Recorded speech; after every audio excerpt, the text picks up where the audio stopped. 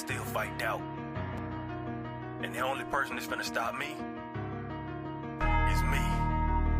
But once I overcame that fight, can't nothing stop me. I can't die.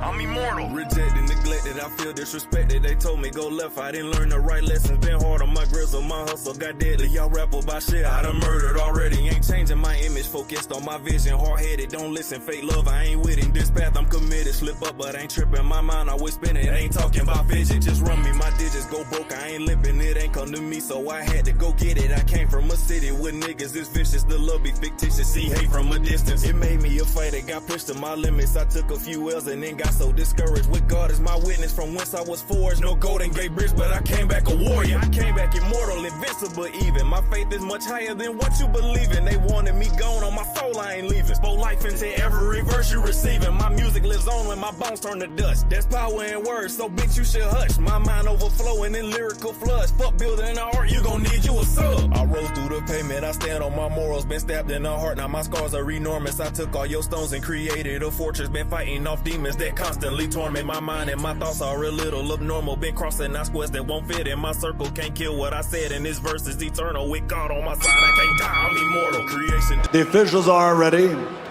The fighters are in the ring, and they are ready. So for the thousands in attendance and the millions watching around the world, ladies and gentlemen, let's get ready to rumble!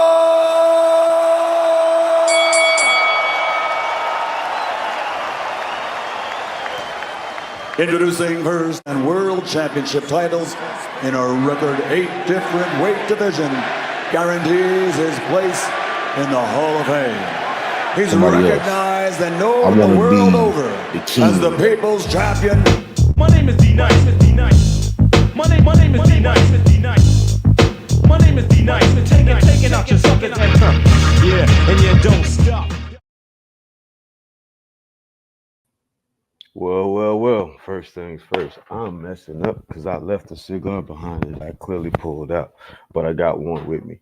So I figured this may be a 2-cigar type of stream. However, man, it's 05162024. A day you never been in before, and a day you never be in again. You know, when I think of those days, I think of how precious and how not intentional, but more purposeful we need to be. We have less days ahead of us than we do behind us. And I think that gets away from us. The overall mission of us letting go.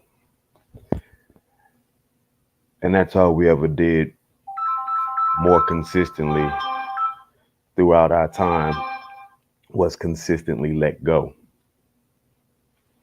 We let go of loved ones, friends, and I'm not even just talking about just through the passing of life. We've let go of moments.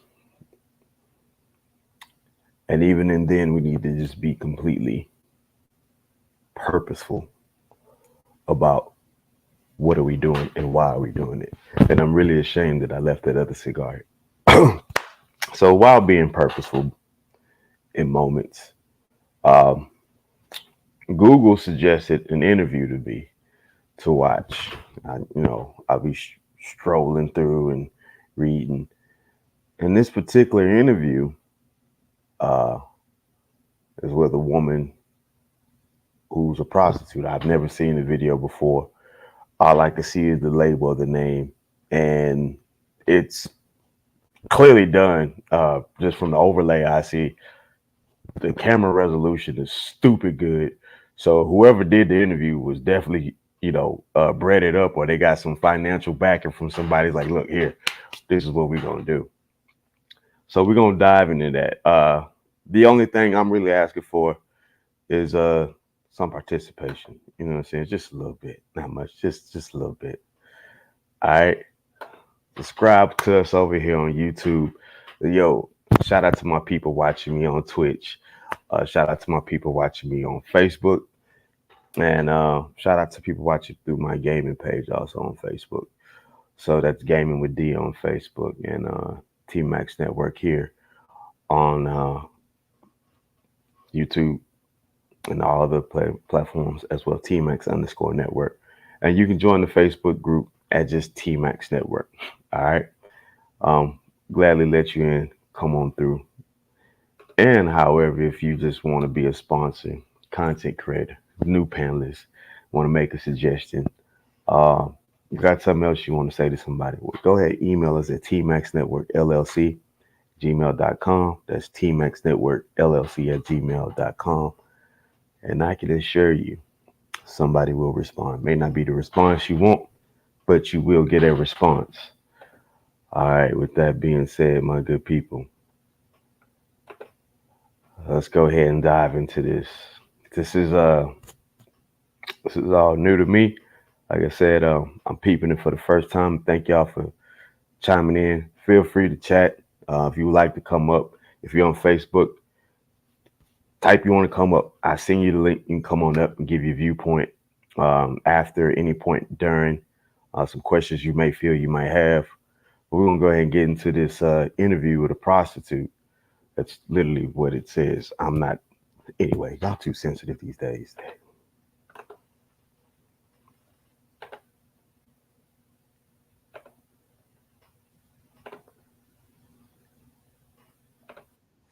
All right, Bianca. Yeah. Bianca, where'd you grow up? Where are you from originally? I grew up in Long Beach. That's where I'm from. Tell me about your Signal family. So I went back and forth between my mom and dad growing up. Started like in kindergarten, going through court and everything. Barely went to elementary school because of that. So it was mostly between back and forth. My mom, dad. My mom lived in LA, Watts, and my dad lived in Long Beach. But for the most part, I did grow up in Long Beach. How would you describe your childhood in general? With my dad, it was strict. I had a lot of sisters. We would always go outside and play. I didn't really talk to my dad. Like me and all my sisters, we don't really talk to our dad. Like we could live in the same house and walk past each other, won't say nothing. A little abusive. That's why I was always getting in trouble in school. Were you a fast girl? I was always into boys, but I wasn't sexually active until I was 14. I lost my virginity when I was 14. But and on my mom's side, whenever I would go over there, I called it like the party side. Like it was fun. Like we got to do whatever. Mom.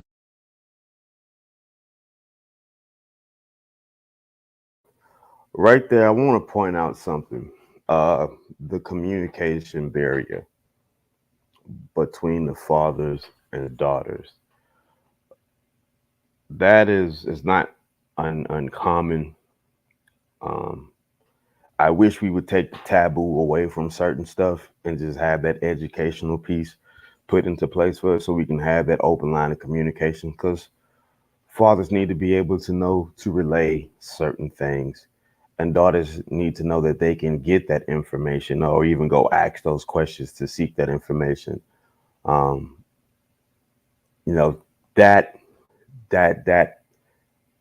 That consistent method of dwelling but not really coexisting, that I don't like that one. But it's life, and we've all made some type of mistakes of some sort. But let's continue to hear Bianca. Mom was looser. Yeah, she was way more looser, taking shots as kids, dancing, having fun, just having fun.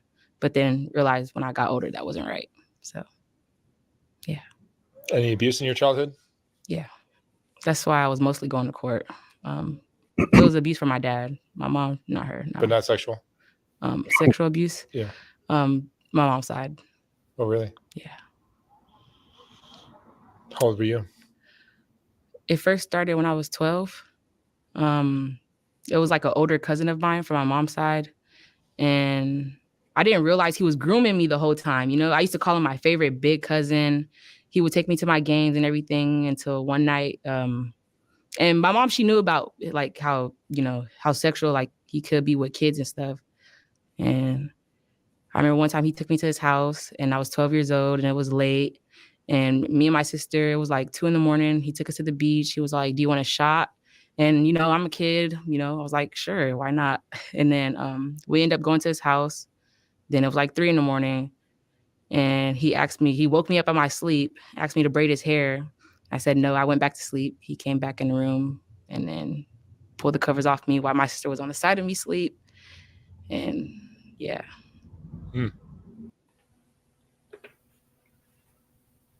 Shame on you, bro.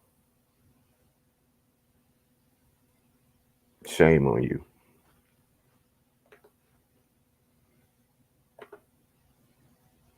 That's it. 12 years old. Yeah.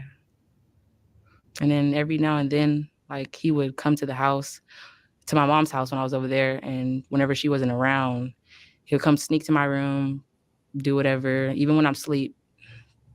So, yeah. Do you feel like that has somehow changed you now that you're grown? I wouldn't say just that changed me. It's a lot that changed me, really. Not just that. But I would say the help that I didn't get for that would definitely affect me. Yeah. How far did you go in school? I dropped out my 12th grade year. I didn't finish. You almost made it. Almost made it. I only needed 60 more credits. But I was going back and forth to school. I was getting kicked out most of my schools because I was fighting, or I wasn't going to school. I was always ditching because I have a problem with school. Like, I cannot sit in a classroom for that long. I will panic. I have anxiety. So Your ADHD, maybe. yeah, I think so. And I never, it's crazy. I used to ask my mom, like, can I get some like help? Like, see what's wrong with me? Like, why I have a problem with school? Like, teachers, like, I had an attitude problem, talking back, fighting. And then when it wasn't a problem, I'll just be sitting in class doing my work, and out of nowhere, I'll just start crying. And that right there is something relatable. Nothing wrong with that girl as far as learning school and techniques of that nature. What a lot of adults didn't understand and probably don't understand today is that the home life affects what goes on for these kids at school. There's a lot you need to understand that's being pushed upon these children when they have questions, but it doesn't make sense to them. As into, why am I spending so much time away from home? I'm 40 hours here, but being told I need to do this and this and this, but none of this is correlating. None of this is coming together. But when they do figure it out, they tend to not reach back out. When they find their way, when they find their voice, when they find their clarity, however way it may go, it may be to the streets like Bianca. It may be to a prolific level of an athlete, or maybe some political type of position. Let me get to these comments, y'all. Y'all been in here commenting. I'm sorry, y'all. Oh man, hello. Sorry for bothering you. I wanted to offer a promotion for your channel view followers. Hey, if it's legit, we can talk, but I like to keep it organic. Thank you so much chiming in from Twitch. Jules, love you, Geraldine. I don't know. Y'all gotta learn the story between Geraldine and Lucius. Yeah. You have. I can attest to that, Jules. I can attest to that. Mental health needs to be more readily available and taken seriously. Loves you, Lucius. Oh man, all these spam calls right now, it's insane. But I don't want to take away from a situation that differs from so many, but yet there's still a lot of relatable components. We tend to get into this bubble. It's like, oh, I'm this. I had to tell a man the other day when he was telling me how powerful he was, and I poked his flesh. He was like, it's skin. Yeah, I said, you know what that means? It's like, what? I mean, you ain't shit. I just touched you.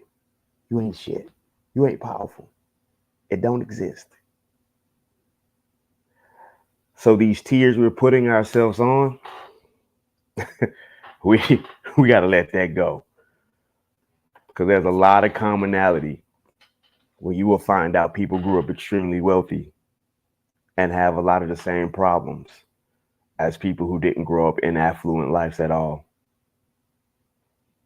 But I'm the more I'm hearing her, and shout out to Google. Yeah, I don't know how y'all even figured to make this suggestion to me. But the more I'm hearing this young lady speak, the more relatable things I can find in her story to my own life. And I thank y'all for being here and not passing judgment on her to hear her out. This is interesting. Like I feel some type of way, like I just panic and I leave the school, don't come back. Mm. Yeah. And you're never medicated for it or anything like that? I never got any help. No. Is that around the time that you got introduced to the game? No. So when I started doing this, I was 17, and this was like a month right after my grandma died. She was my best friend. But I met some guy on Instagram, and he texted me, and like I said, I was fast, so any guy coming to me was, look out. Yeah. So he texted me, and he was asking to link up, and I was like, all right. So I went to my best friend's house and linked up with him there. First time we met, we fucked. And then he asked me to hoe for him. And I was just like, all right. And what makes a girl say all right to that? A young girl. The dick was good. I'm sorry, the dick was good. And I was going through a lot at the time. I felt like I didn't have nobody. And I feel like he was gonna be the one for me, like, so take care of me. There's definitely a romantic interest on your part. Yeah. And you're willing to turn tricks for him. Yep. And I also realized I kind of knew. This is something that I want to share with a lot of ladies, is that the read of certain positions in lives are obvious. Like when you can read that a woman's going through a emotional situation, you may not know the ins and outs of it, but you can kind of see the wears and tears. And it's equivalent to a junkie looking for a hit. It's kind of in search of that relief. Take me from this reality. And it's an unfortunate truth that a lot of times sex has been pleasurable to somebody where they were willing to cave because that euphoric state took them from that reality that they were in. Jill Scott would call it dickmatized. I just call it seek and destroy.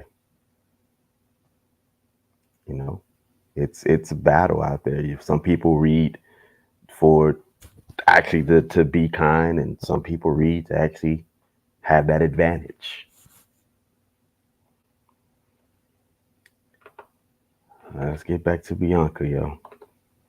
What my lifestyle was gonna be like when I was older, because when I first when I lost my virginity at 14, that's when I started becoming more like really sexually active. I started having sex a lot. And even before I was having sex, I knew I was always in boys' faces. Like even my dad, I remember this one time My dad, he made me a shirt, and on the back of it, it said, "I'm a hoe," and he told me to wear it to school. Your dad Yeah. did this. The fuck Yeah. he didn't. Yo. Oh no. No. We no. Oh.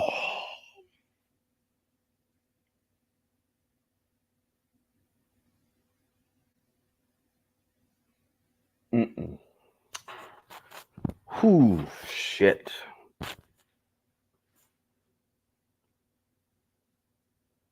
You can't do that to a child, man. I get it. Oh, I get it. You can't do that to a child.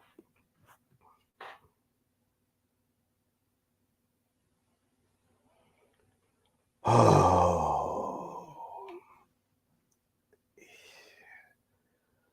You know, Jules, it's just that so many people have learned lessons from supposed lessons, excuse me, for fear mongering, that's all they know how to do. And I'm not going to say that's all they know how to do. That's their preference as far as a teaching mechanism, is to keep driving that fear into someone as if you're going to get an adequate response.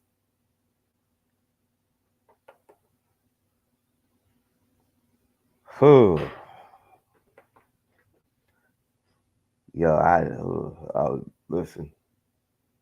I almost went to the shelves. Oh Lord, I almost went to the shelves, Jules. Yeah, I thought maybe I was gonna have a cigar. I got 2 cigars right here. Got some yogurt, and I was like, it's gonna be a. Damn you, Google. Damn you. Wow.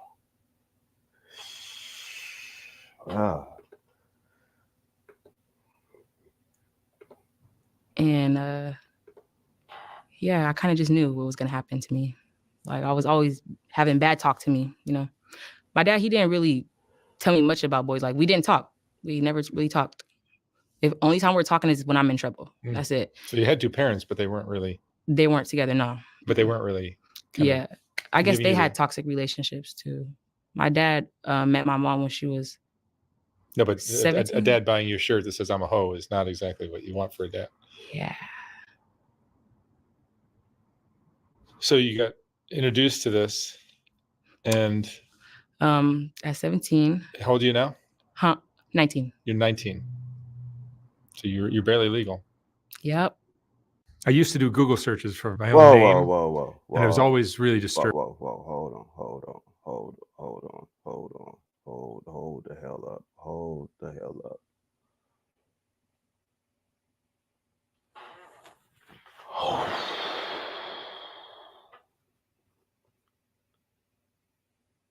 This girl is only 19?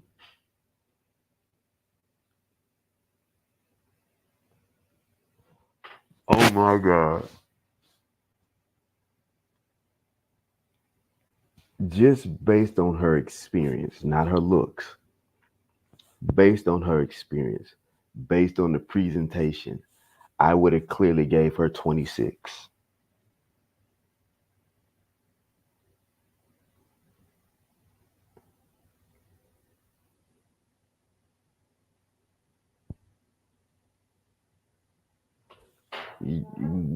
We are failing. We are failing. No 19-year-old should sound like this. Her appearance is of, I'm good. Right, Jules?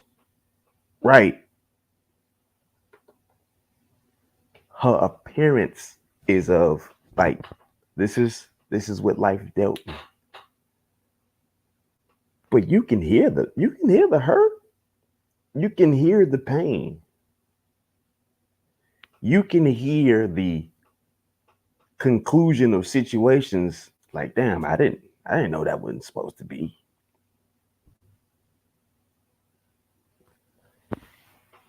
Oh, wow.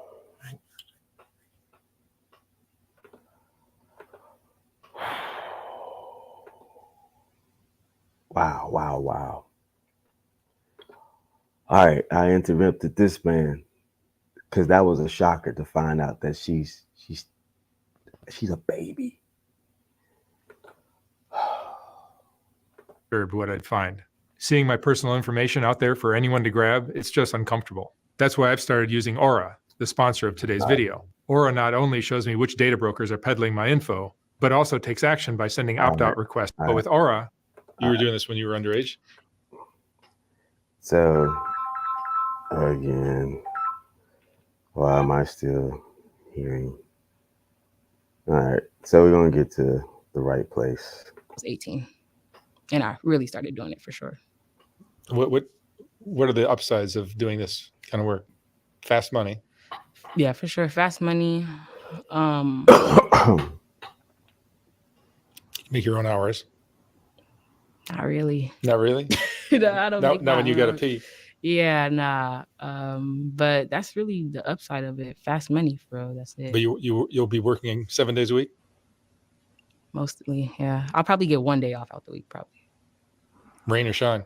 Rain or shine. Doesn't Walk matter. between the raindrops. And you're out there pretty much almost naked in the cold. Yep. That's freezing hard. Below, like, actually, I just went to the hospital because of that, because my body, for some reason, it stopped getting heat. Like, it would, like... Hypothermia. It would just not get warm no more. I could sit in the heater and nothing will happen. I'll still be cold. Like, I remember one time I tried to light my toe on fire. People are saying LA is not cold, but it's in the 40s lately at night. Yeah. And sometimes windy, too. Yeah, for sure. But I guess today is supposed to be the most sunniest. No, today's actually not bad. Yeah. So for people that's not getting the geographical situation with LA, California does get a lot of sunshine, but it's off the coast. If you ever been off the coast anywhere, you know that wind factor, it's not your friend when the sun goes down. In a lot of situations, if you're not somebody that has a good iron count, yeah, you down for the count.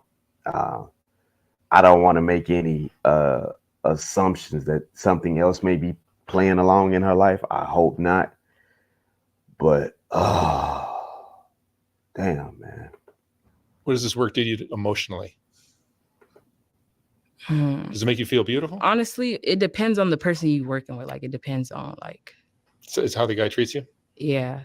Are some of the guys cool? Okay, so throughout my whole time hoeing, I've only had 3 folks. No, but I'm talking about your tricks. I try to not communicate with them as much. I'm really just about I try to get in and out, in and out. You just want to service them and get out. Yeah. I don't even do regulars no more. Really? Because I always have a new phone every like 2 weeks. So why do you keep losing your phones? Yeah, either get stolen outside or lost or broken. Yeah. Mostly stolen though. Are drugs a part of your life? That means yes. Yeah. So I'm gonna be honest. When I was 18, I was doing drugs. I was going through like a really hard time in my life because I was 2 months pregnant, and then I had an abortion. And the guy I was dealing with, I was really sad about it. And then I was really suicidal also too. And I remember this one time, this is the day that actually started making me do drugs. After I had my abortion, I got into like a big fight with my guy, and it went down on the internet, like slandered my name, like a lot of stuff happened on the internet. And I kind of just like, I want people to understand.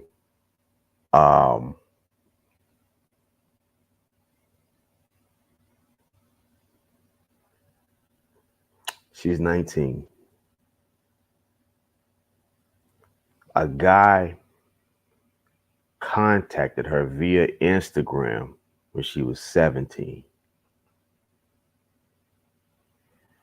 asked her to hoe for him.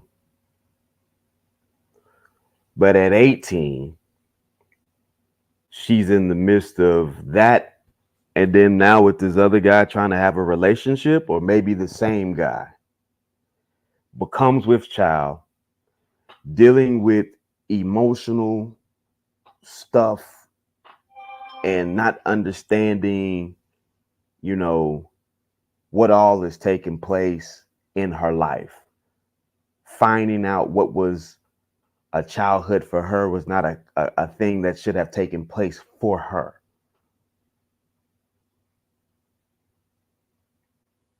Suicidal, pregnant, on drugs, and hoeing at 18. And she's only 19. So this is, let me give you how close this shit is. Let's say her 19th birthday was in April. That means all of that could have taken place 90 days ago.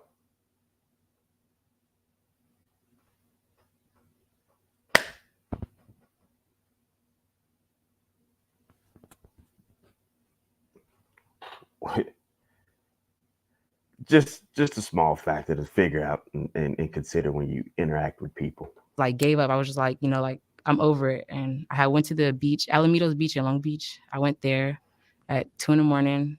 I took like 13 Xanax. And I didn't realize that there was a lot of homeless people that live on the beach. And there was a lot of tents. And I just remember sitting there just listening to my music, Lana Del Rey, because I love some Lana Del Rey. I was listening to her music and I started feeling woozy. And a homeless man, he came up to me. He was asking me for a lighter, but I was going in and out, couldn't really understand. Next thing you know, I woke up in his tent. And then he offered me some drugs. He was all like, do you want to smoke? And I smoke weed. And I was like, yeah, I'll smoke. And he was like, it's not weed. And that was the first time I ever smoked meth. And ever since then, I had stayed at the beach for like a whole week, literally.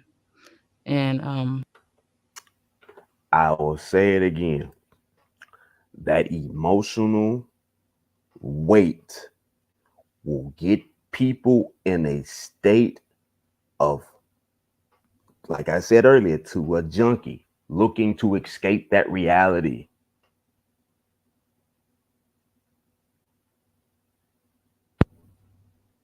Again, this is an offer from another male who is a complete stranger.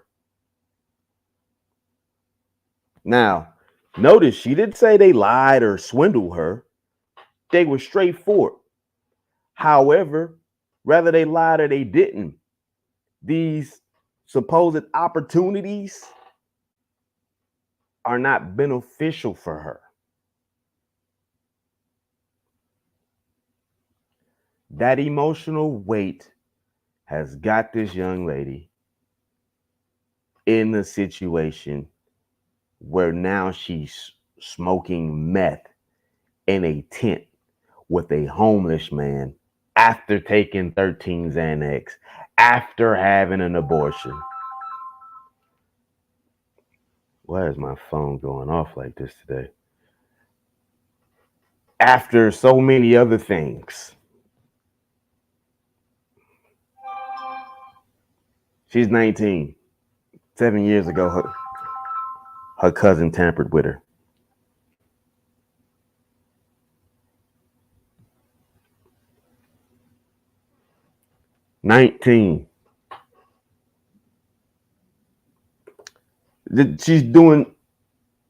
She's in survival mode for sure.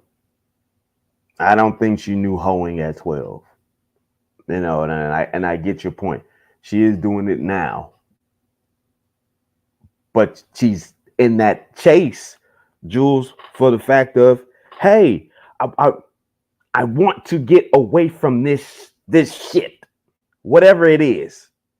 Free me of it, please.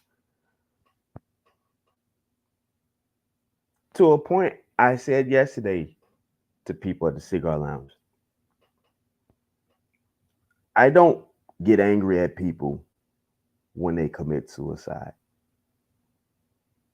In some cases, it is just the act of their own, doing. Some people just happen to be silly and just like to just do stuff for the sake of doing stuff to prove somebody wrong. But in other cases, there's just situations where people look like, I went here for help. I went here for help. I went here for help. I went here for help. I'm talking people who've actively gone and done the checks and balances. And, after so many things, I can relate to where it is questionable to say, why am I here? I had a talk with my uncle. I told my uncle, I said, bro, I've questioned the fact why I haven't quit yet.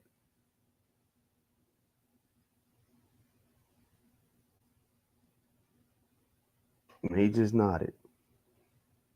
And he said, because it's not in you. But I understand. Yeah, you could definitely hop in. You know you can. Let Jules say less. Get Jules in here. Yeah, get my sister in here. Let her come talk to the people. It's coming right now, Jules. If anybody else would like to come on up, feel free to just let it be known, and I'll get you up in here.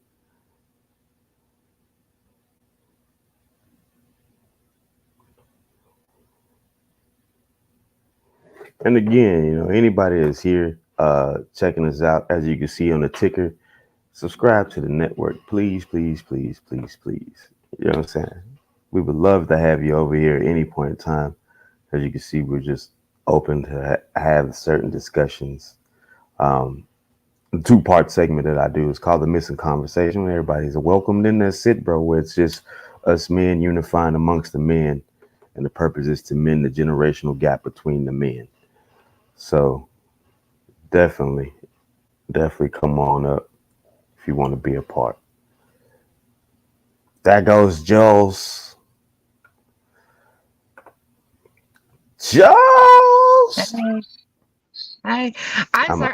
I'm sitting here. I'm like, I can't type fast enough. I want to say this, but I can't type fast enough. I'm gonna take her down.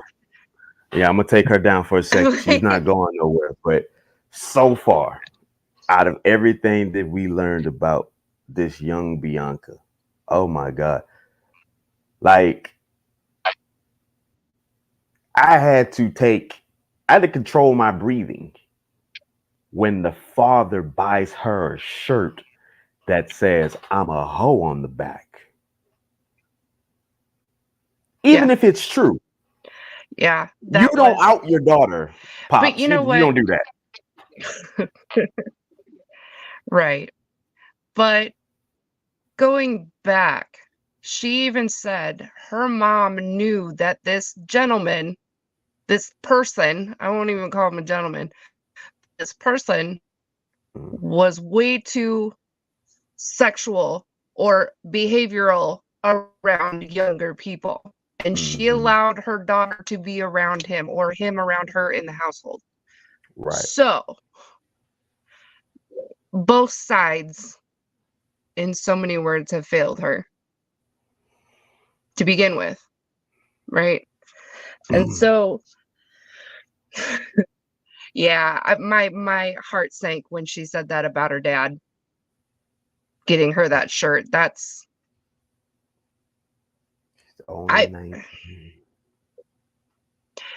it's one thing to be so okay, let me say this.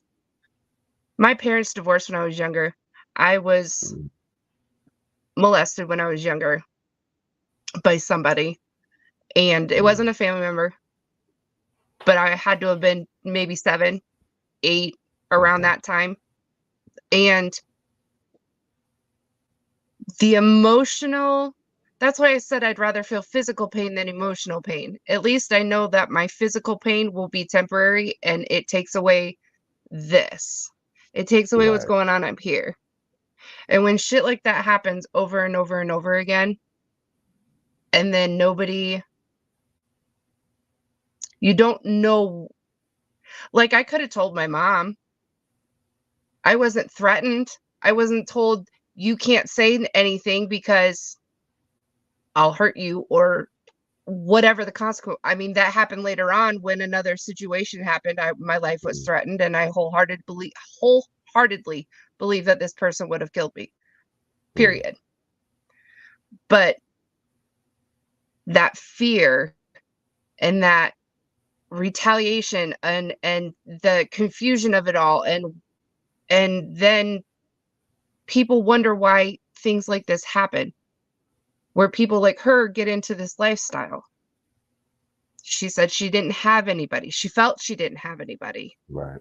She didn't have options. She didn't feel, she couldn't sit through school. I was saying, man, I hated sitting still in school. If it wasn't something I liked, I couldn't sit still to save my life. And I was like, I'm done with this class. Like, I don't want to be here. And people Right. bypass the fact of that's truly a sign of home life. That has nothing to do with the child being at the school, not being able to communicate. That has everything to do with the fact that, hey, in the back of my mind, when it's time for me to go, what type of shit show am I going into today? Yeah. Because I have to live with that. I could drop out of school at any given time. I have to live with that.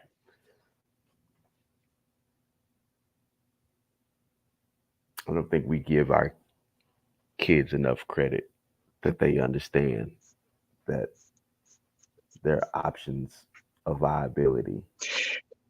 See, and then, like I've said before, it goes back to the household. What happens inside the house eventually will come outward. Mm-hmm.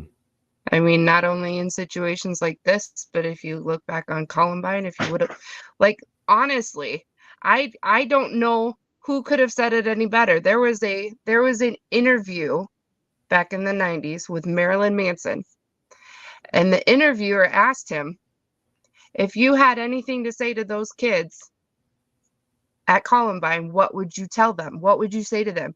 He goes, I wouldn't say a damn thing. I would sit and listen. Right. Because nobody, he got it. Right then and there, he got it. That's all that needed to be said about it. I would sit and listen to these kids because nobody did. Right. Nobody in their household did. Nobody at the school did. Nobody who was peer related did. And when I worked back at the jail, I literally, when I worked overnight, I would have in the middle of the night somebody freaking out, have an anxiety attack, PTSD attack, whatever it was. I'd bring them out of the night, I'd sit there, and I would listen, and I would cry with them. Literally cry with them, because they look at me personally. I won't say anybody else, but they look at me personally. I'm a nurse. I have a job. I'm doing well for myself. I must have had a great upbringing. No. Mm-hmm. Little do you know, I've had shit happen to me too. I've been in situations with drug dealers. I've been a house next door to some house I shot up. I was almost out by somebody that I thought was a friend of mine. Mm-hmm. All because I carried on a conversation with somebody else that was in the household. They tried to get me to go with them. Yeah, no. I immediately took myself out of that situation. It's crazy. But I've always sat there, and I would talk to these people, and I would sit and I would listen, and I would shed tears with them, and I would offer, hey, you're not alone, because you really aren't, right? Nobody wants to sit down and have a conversation about this because it's too deep of a conversation. Mm-hmm. There are options. There are resources, right? I'm working with you, Neil. I have resources right now that I can give you, so when you leave, you might have an opportunity to get that help that you need, right? Mental health. You're breaking up.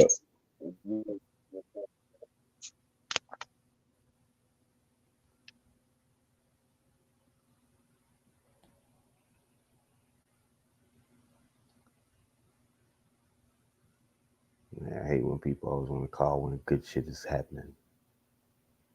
I had to turn my phone off. Leave me alone. I'm busy, bitch. Nah, Like the way breeze, Drew. the way breeze. I see it, everybody at some point in their life has an opportunity to break a cycle that was either Mhm. handed down to them or that they have created. Right. Right. And I in think when some it comes down to situations, that, it's a lot there's harder. yeah, when it comes down to that, it is harder, because it's just like anything. How do you deal with something you can't identify, Right. right? You if you grew up in a situation that's kind of like, maybe not the most conducive, so you accustom your mindset toward that, and then you go do something else that topples on top of that. You don't know at that point if you were inheriting a situation or if you created one at some point, right? The Right. lines get very blurred at that point. So it's the identifier. And when somebody's going through a lot and they're trying to trace back, because your mind doesn't forget. It All doesn't. it takes is a good quiet moment and a memory out of no fucking where. Well, God, what the hell? Yeah, it will. It'll knock you on your ass. Like, Big wait, time. what? Damn, I remember that. Absolutely. Your mind holds data like nobody would believe. But It's you know, it's a smell, it's a sound, it's a lighting of a figure. It's literally the most minute thing that people don't pay attention to that will trigger something like that in a heartbeat. Back to your point of not listening. Then when it comes out and people say, well, I never knew that was happening. Clearly you wasn't listening. You didn't care to listen, because what was being said by whatever child at the time wasn't worth listening to. And giving, like, yeah, you parents got their own shit that they may not have worked out. They might have, but still. But like going back to that, like maybe not necessarily maybe in this situation, I don't know. But like I know for my situation, they thought, like, my mom and my grandma and my aunt and whoever else, they thought this person was the greatest person ever. It's always like that. They know what they're doing. They know how to win people over. That's how they get in, right? Well, It's a combination, right? It's the presentation of your representation, and then on the other hand, it's like, oh well, yeah, we found a great situation. Here she go. Now that she's over there, we're good. We can go do the other things. Right. Right. And that's what it happens. Right. People want to hand off their children for their own reasons, right? Whatever it may be. I can finally get that car I always wanted. that bedroom. I always had that office dream that I wanted to do, although I don't work from home, but I just want a home office. Like, it's always that kind of things that happen. But with this woman, we still got her here, and it's a few more minutes. So you good to go with me on this? Yeah, go ahead. All right. Let's hear Miss Bianca. So again, Bianca's only 19. That shit floored me. Yeah. Like I said, it's not even her looks. It's not that she looks old. It's just from her demeanor, the life experiences. Is like, oh shit, dog, the way she talks, the way she hesitates, the way she just, when he asks her a question. Yeah, there's been a couple of times since I've been watching, there's been a couple of times he's asked her a question, she just loses her posture and she just like, fuck. Yeah, like, oh damn. Like you can just read it. Right, like, yeah. Oh shit, I remember now. Well, here we go. All right, Bianca. I was doing meth. And then even after I left the beach, I was still kind of like on drugs. And then And meth is still something you play around with? no, the last time I did was like last month. Hmm. And everybody who sees this, y'all know the real me now. Okay. But and I did coke, doing coke a lot. Did a lot of the tricks want to do drugs with you? Yeah, some you'll get some of them who just don't even want to date. Like some of them just be like, you want to They hang just want out? to party with you. But yeah, no. Mm. And what have you learned about men after all these interactions you've had?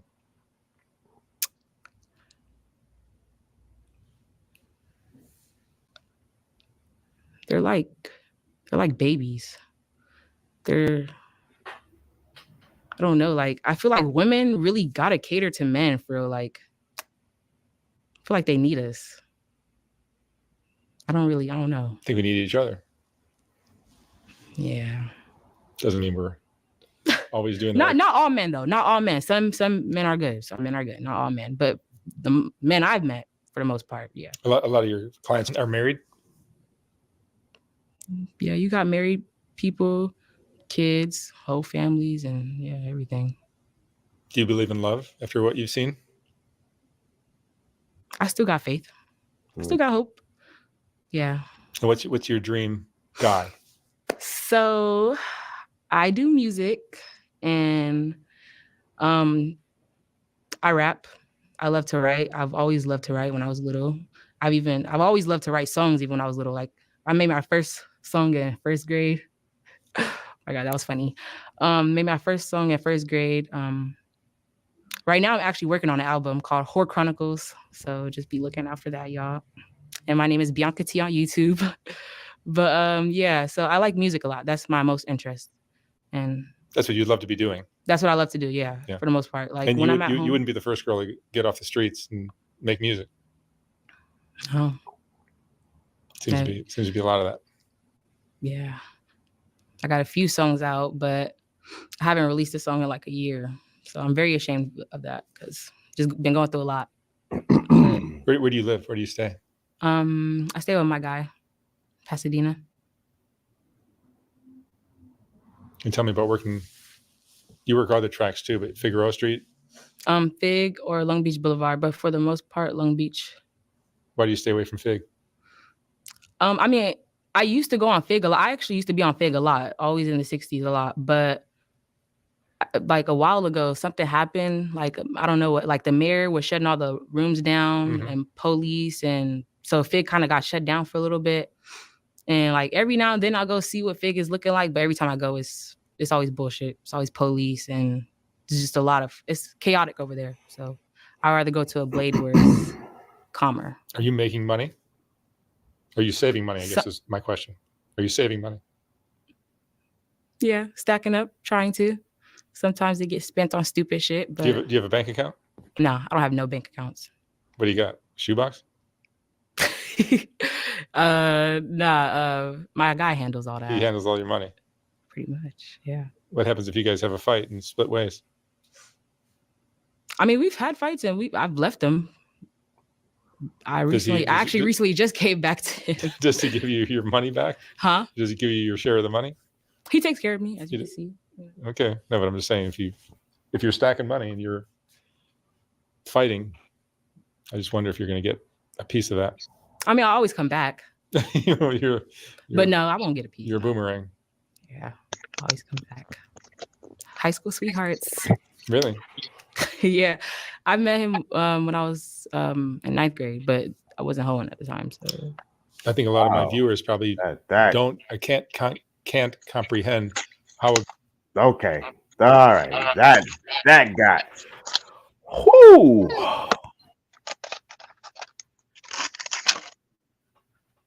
So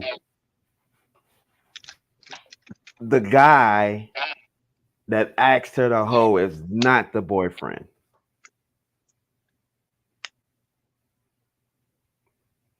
And the boyfriend is actually somebody she's known since the 9th grade.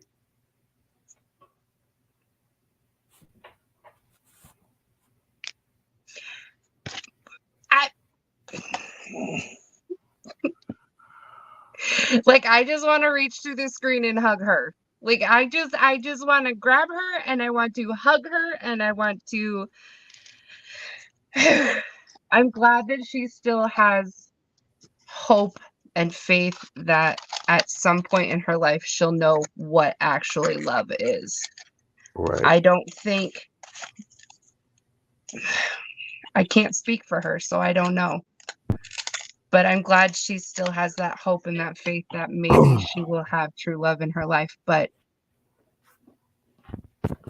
what the fuck? Oh, really? Seriously? Yeah. Yeah. Like, okay, and this is my note. Look, listen. Confidence in oneself is amazing, right? But if she knew that she was coming to this interview, maybe a little more respectable wear. Again, I'm not judging. Maybe this is her wardrobe and that's all she's got. Like, I get it. I think they got her like in the it's authentic. It's Like, just grabbed her off the Yeah, it's raw as hell. They just asked some girls, and she And happened that's to what I probably was be the thinking. one to say, "Yeah, I'll do the interview." Yeah, and that's what I was thinking too. But oh gosh. Deep down now, I believe that she is letting this be known because she does want to help somebody. Right. I believe that. Yeah. I'm not certain of it. I hope that there's a confirmation as we get nearer to the end of this here interview. But I believe that she's doing this interview because she wants to help somebody. Now, my only concern is she goes from this life to the music life, and it's the same situation. Yeah. But I'm really hoping that this is her cry to change her life. I'm hoping that somebody has seen this and has reached out and has been like, I'm not trying to screw you over. Like, I want to set you straight. Like, Right. let's get that GED. Let's get that whatever. Let's get you on the right path. Let's get you in. But that transition. It's tough. That transition is hard. She has to want that, though. It's tough. Hell, just living a day-to-day regular. Listen.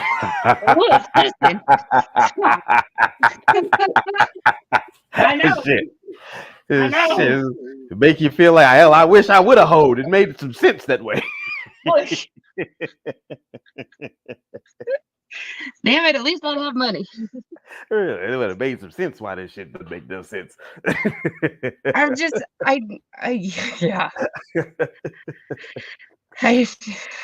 This poor girl. My daughter's 19, and I can't even wrap my head around the fact that I would even remotely let her do something. Oh my God. And I know as parents, you kind of have a outside thing, and I don't know. It's just parenting sucks, man. You don't do it right. You don't do it wrong. Nobody has a manual. You do the best you can. And if you're in a shit situation, unfortunately, that trickles down. But yeah, like, I thought I was gonna have a cigar and be comfortable, and this is this interview. Like, this interview was suggested. Look, I got shooters, and I'm about ready to take them. Like, this shit's stressing me out. Like, this poor girl. I'm about to grab the smallest one, just grab don't pour it in there, just drink it out the bottle. Like, listen.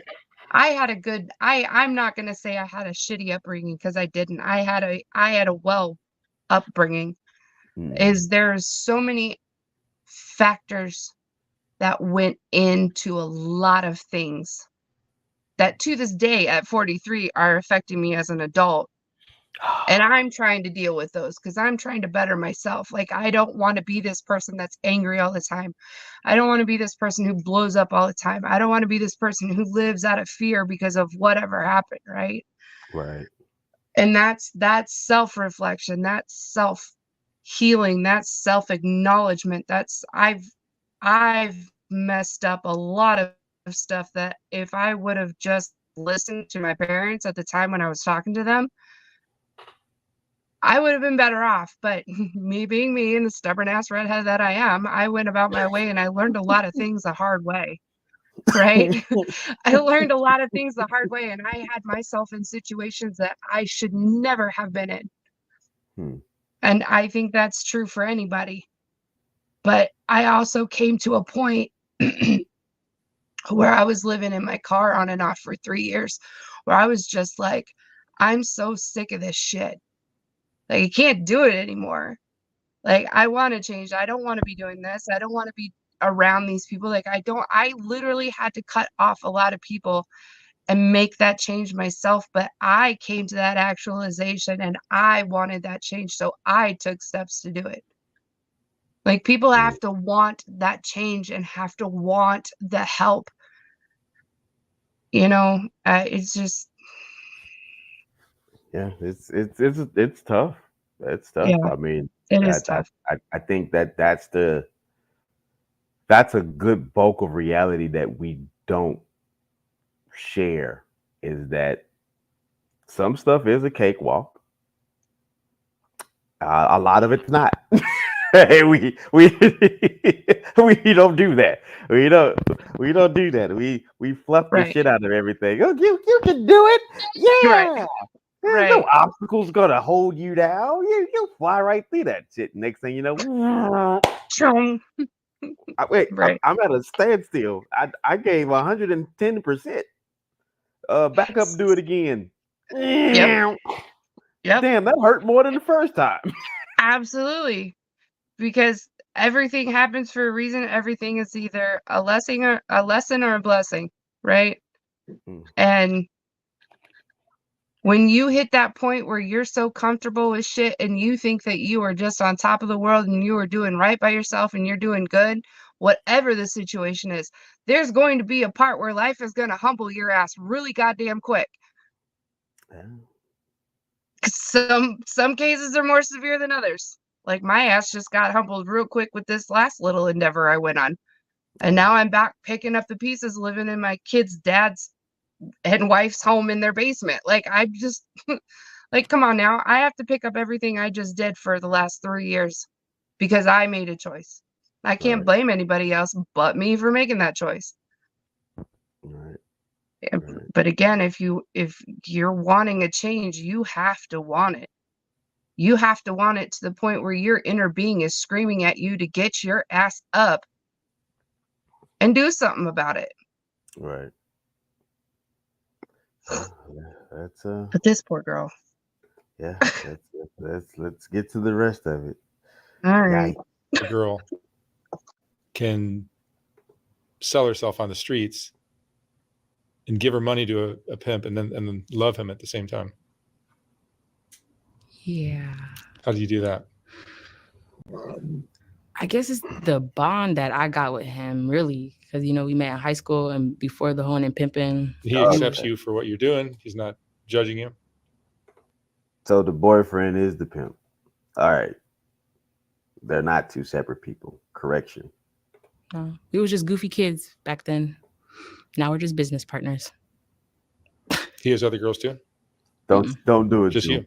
Don't. All right, so maybe you're like boyfriend, girlfriend, and he just manages the money.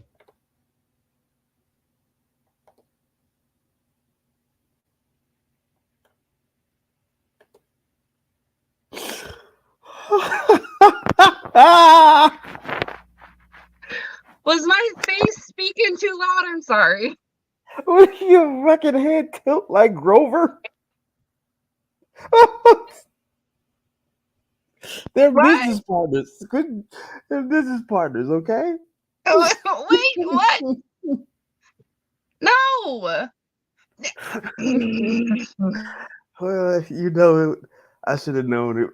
It wasn't gonna always stay serious the whole time. There's not a moment that we didn't fucking laugh.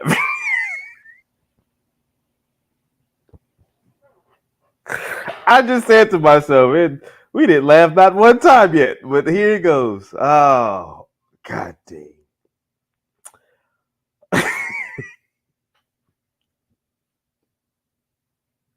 Hey, ladies, no judgment. You want to be my business partner? Listen, I'm for it. the next time if remotely even think about being in a relationship, if it even happens again in my lifetime, because I'm so sick of this shit. We ain't nothing. We business partners. We business partners. I mean, What the fuck? it's But I get it. right, That's right, the thing. I get it. right. I get it. It just this is the twisted thing, is that when things like this happen in people's lives, is you get how do I want to word it? You get the sexual and emotional intertwined, right? So because you're having this relation with this person, this means that they love me. Mm. Yeah, you're It's finding kind of that one good thing you're hinging yourself to. yeah. Yeah. That's And where that's when I say you're confusion comes in, is because yeah. what they're saying along with their actions is intertwining those two, and it gets so goddamn confusing on every level, because she's like, well, maybe it's that bond that we have, that whatever. No, I don't. I mean, she ain't wrong by saying they business partners, because at this point, that's his income. If he has all her money,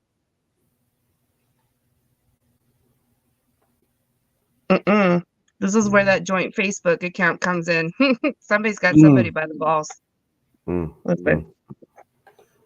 Yo, please go ahead and subscribe to the network, y'all. We would appreciate you so greatly. TMax_network. And we're here. Oh, Bianca. I'm rooting for her. Hell yeah. The crazy thing is because I just want to see her win, but I don't want her to get into what is the perception of winning, right? Because she does music and she's done it often. Then, regardless of what tier I might like the music in, she has some form of talent that the masses may appeal to. Right. And she's not an ugly girl. She's not. And if she didn't have them thick ass fucking Janice puppet master eyelashes on, you would see those beautiful hazel eyes she has. She'd be flying away. She blinks too fast. Listen, fucking sorry, I had to. Blowing fucking tumbleweed across Vegas. Listen, I think the thing about this whole thing, I think that kind of frightens me with her, is that if she keeps going the way that she's going, we all know, we can all come to a conclusion, one way or another. However, it's not good. I just hope something really works out for her, because she's 19 now. She has her whole life ahead of her. Like, she could do the damn thing. But I think reality check, if there is one in this case, is that her getting a regular job, she's not going to have that fast money. She ain't going to have the bills that she's pulling in now. You know what I mean? And that goes back to it's kind of like an addict. You're right. So thanks for bringing this thought up to me, because I've always wondered, like, okay, so acclimation, right? When people go to like prison and war and stuff like that, we know that there's this transition, and we kind of have an ideal of what that looks like, just from certain examples of family members coming back from either or, right? Right.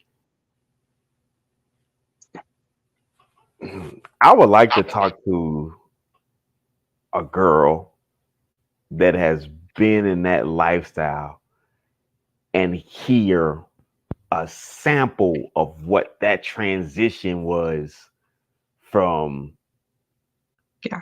like because there's many you have to take into a factor, right? Right. There's the financial side, because that is, you know, quicker money, right? And then there's the sex side, because let's be honest, not every girl is forced into the lifestyle. Some are willingly doing it because Right. they just may be horny little piranhas out here. And they just gotta get it in, right? And we take in that some girls just might like the outfit, the attention, you know. It may not be anything that we think it is that drives them to that particular lifestyle. Right. But the transition of it, right, from either of those things, because when you get into a monogamous relationship, there's things that takes place in people's lives that where the attention factor may not be there, right? The fast money that you brought up, right? And then, you know, the obvious hype of the interaction with the new person.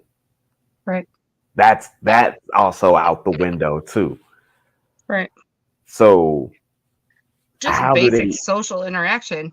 right? How do Like they that's not actually, an interaction. I mean, right, that's, I don't mean to keep bumping over you, but I mean, no, that's just, that's like, I'm here for one thing and one thing only. There is no right, conversation. There is no socializing. There is no nothing. It's just in and out. Like she said, I just want in and I want out. I want to be done with it.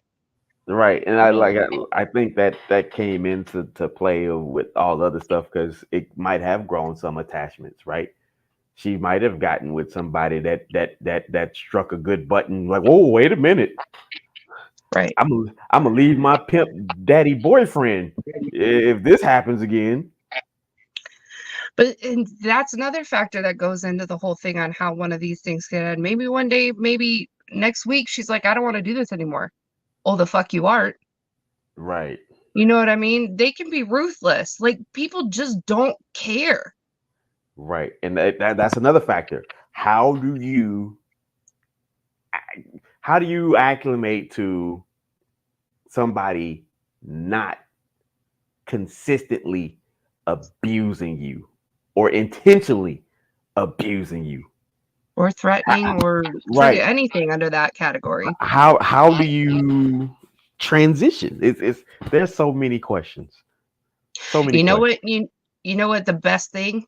Well, I don't know what the best thing is. 'Cause I've never been in her situation, nor do I care to even imagine being in her situation or try to figure out how to do it. Right.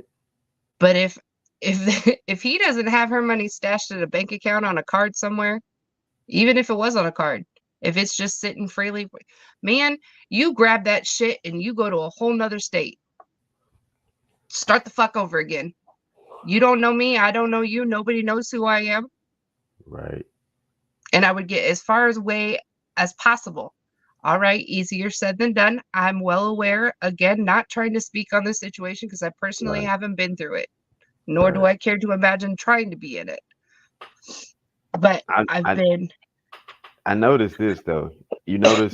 Have you noticed her hands? There's no nails. That's slightly odd because normally those girls in that particular field of work have those long cat nail type thing going on. She has no nails. Mm-mm. And she has 2 fresh scars on her knees. Yep, I noticed that too. Interesting. All right, Bianca, still pulling for you. Nah, business partners. I would have called his boyfriend, girlfriend. No. Nah. Tell me about your clients. Are they're mostly Mexican? Yeah, mostly Mexican. Now black clients, that's tricky.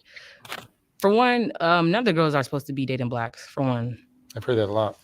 I would make an exception if you're an old black man, like you could always tell, like if you're an old black crunchy man, like yeah, There's not going to be any BS. right, you know, and like if you could always tell. She said crunchy.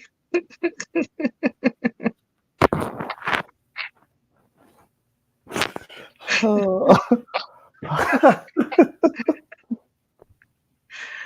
Oh, All right, Bianca, you're 2 for 2 right now on the laughs. Jesus Christ.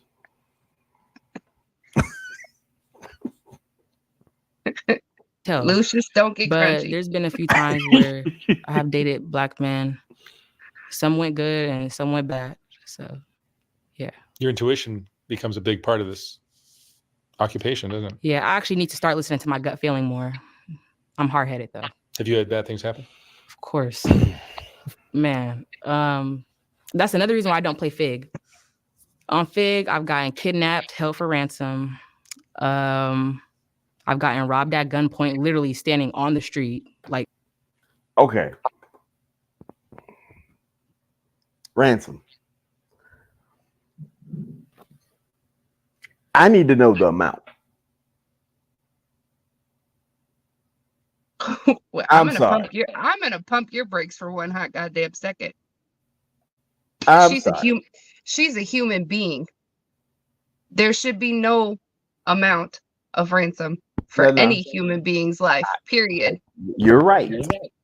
However, when motherfuckers get kidnapped and ask for a ransom, But really, that speaks to the person. How low do you gotta be to kidnap a prostitute and ask for ransom? Like, are you that hard up for money? I mean, that's desperate. given Like, the robbing fact a bank that- is desperate, but this is like a step below it. given the fact that if you typically when They in the somebody same position you are. They ain't got no money. allegedly, Shit. I mean, given the fact that if somebody holds somebody for ransom, they know that there's some money there. I need to know the dollar amount because then I can tell you for the fact, oh, this interview at this point is not just a coincidence. It's just not a hey, would you like to come and sit down and talk to us on our comfy couch? At this point, she's pretty popular.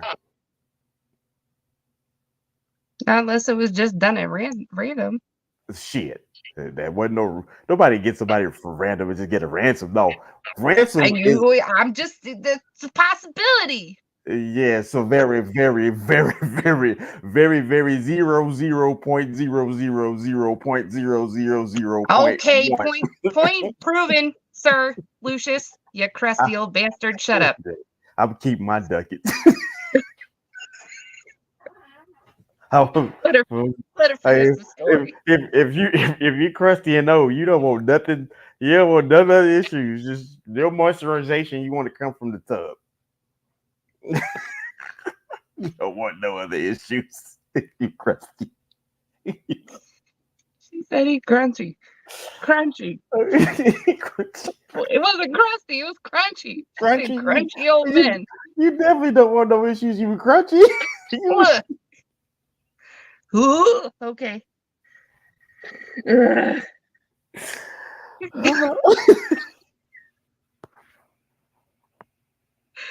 Let's just make this known. We're not laughing about the situation. It's the adjective that was used to describe somebody. Like, yeah, I digress. Yeah, you being old and crunchy. The last thing you want is some problems. If I could give me a bottle of Jergens and let me go sit in the tub. Just give me that shaky. That will be good. Right. What is shaky? Got some crunchiness going on in your life? Shankies. I gotta get on that proposal. Fucking shaky. Free advertisement. Are people calling you Captain Crunch? All right. Throw some shankies on it. You be good. Lord. Shankies might not fix that.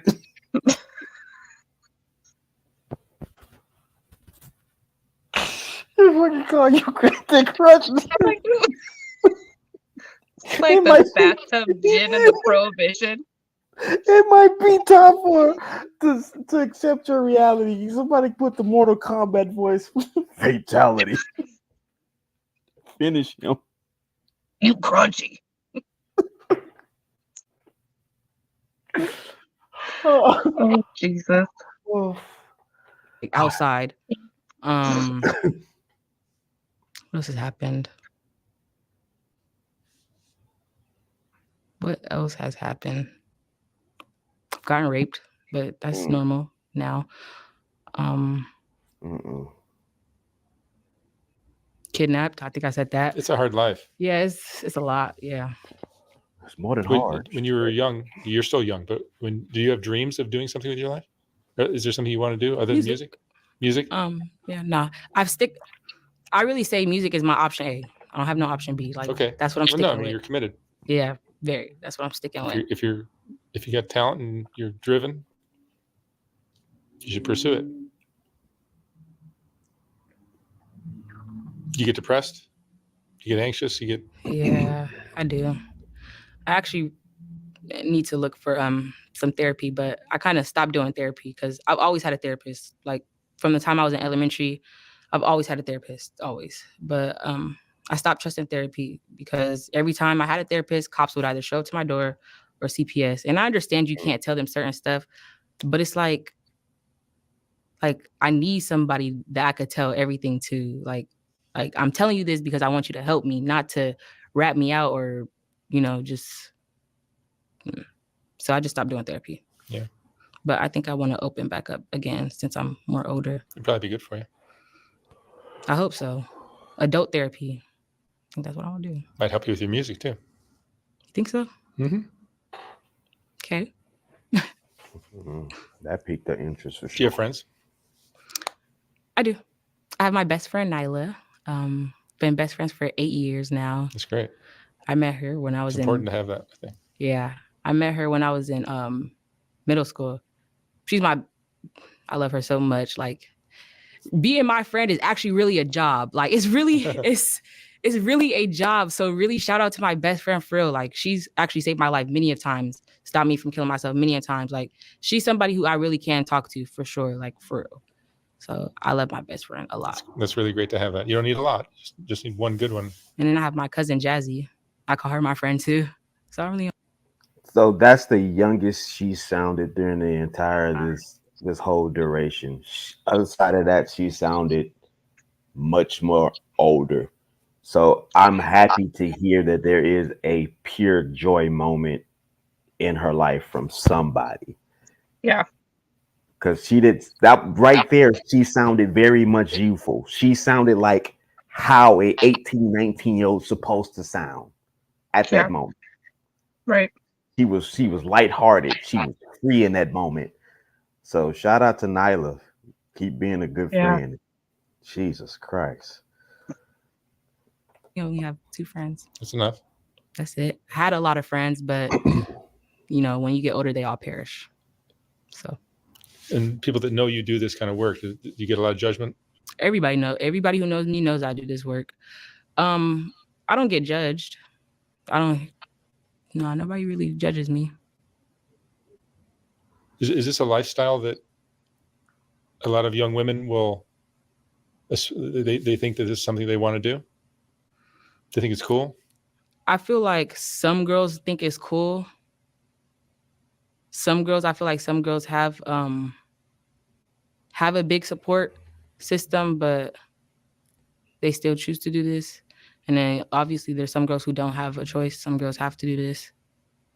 Do you feel like the sexual abuse that you went through when you were young kind of led you or made this an easier decision? Most definitely, yeah. Yeah. That's why I said rape, normal. It's a normal thing now. It doesn't hurt me no more. You get tough doing this kind of work, don't you? You gotta be tough for sure. You can't be no crybaby out there. You can't. It's not gonna work. You're gonna be stressed out. I'm still trying to build my toughness because I'm not sensitive, but I used to be really sensitive. I'm not sensitive, but I do have an anger problem. What do you think you're angry at? Not being understood when I was little. Not getting the help I wanted when I was little. Do you still feel misunderstood? I feel like there's nobody there no more to really understand me. I don't talk to my family. You don't talk. You don't talk to your family. I don't talk to my mom. I actually recently just cut her off for the last time. Yeah, I don't talk to my mom no more. It's me and her. It's toxic. We used to have a good relationship when we was little, like I said, but as I got older, she started having like hatred towards me. I said earlier, when this type of things happen, regardless of what path of life people take, if they're under so much duress that when they're explaining what they're going through and it's constantly being belittled, constantly being ignored, constantly set on the back burner, well, guess what? At some point in time, the registration is this. Oh, you don't give a damn. That's fine. I am now accustomed to that. At least I know where the disrespect isn't going to be hidden.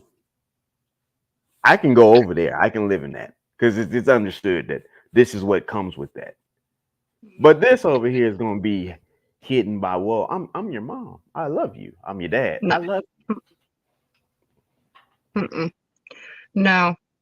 Look, it's one of those things like you're going to show me that you don't care. Well, you're going to see my I don't give a fuck is harder. Well, there you have it.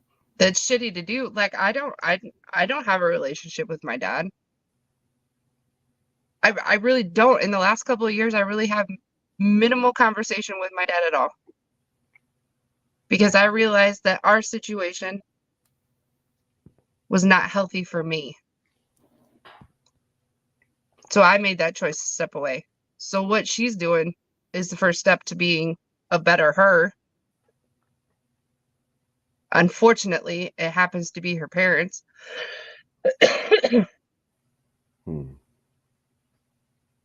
But here it goes. The look where you paused her face at, her demeanor, says it all.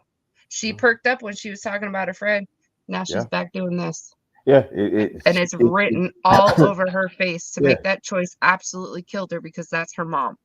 The mental age kicked back in. Yeah. Wow. That dissociation, when she said it's an everyday thing now, it doesn't bother me anymore because she's dissociating from the situation. Yeah. When I said she's 19 and she's lost, she is lost. She is so lost. She doesn't. I don't want to say she doesn't have a sense of self. But not by her own doing, though. That's. I understand that, but at the same time, if you're going to say that, then I should be out there doing what she's doing because I've had a past of being targeted as a child and being taken advantage of as an early teen into my adult years. Right. Like I said, everybody has a path. Everybody has multiple options. Everybody has resources that are there. They're there, whether you know they're there or not. But it takes nowadays, it takes a fucking quick search on your phone. You'll find anything. Yeah, right? Back then, not so much. But even though it's still more accessible, right? The thing is this. Right. How do you defeat you? Oh, me, myself, and I wage battles every day. Yeah, but it's for you can't defeat yourself. You can acknowledge. You can acknowledge what you've done. You can acknowledge the path that you've taken, and you can self-heal, and you can learn how to. I'm not going to say forget the things that have happened to you, but you've accepted. And that's a shitty term to use too, because I don't really want to accept the things that happened in my life, but you really don't have a choice at a point, right? But again, when I say how do you defeat you, because you are either going to be your most critical individual or your most supportive individual in circumstances. So in dynamics to where, like I say, things are accessible, right? How do you, and not necessarily, I'm not saying you per se, right? But you that are going through things and you don't have a Nyla. Right. You don't have that person that you can speak of and all of a sudden you light up. How do you defeat that mindset of, oh, well, it's accessible for me? Yeah, that shows up on all my YouTubes, it shows up Twitter, shows up everywhere. Right. I can get help. I can do that. It shows up. Where is the I think the only way that I can speak on that is, I mean, I've had some pretty damn lows in my life, but after Travis died and that whole situation, for a good 2 years, when I tell you, oh my God, that first year and a half, I was finishing 30 packs of beer on top of liquor on the front floor, just blaring music, screaming and crying. And when I had nobody, I picked myself up off the floor. I continued to go to work because I had bills to pay and I had my kids to deal with. But literally, I had very, very few people reaching out. If it wasn't for my mom, or hell, even my kid's bonus mom, reaching out and saying, hey, just thinking of you. I don't count people reaching out when I make a post on whatever platform and then they comment and say, hey, I'm here for you. Let me know what you need. That's not how this works. right? The outside has to reach into that one person and be like, come here, I got you. If it wasn't for my mom or her every so often checking in on me, and I mean, there was a couple of people that would pop in on a message on provoked.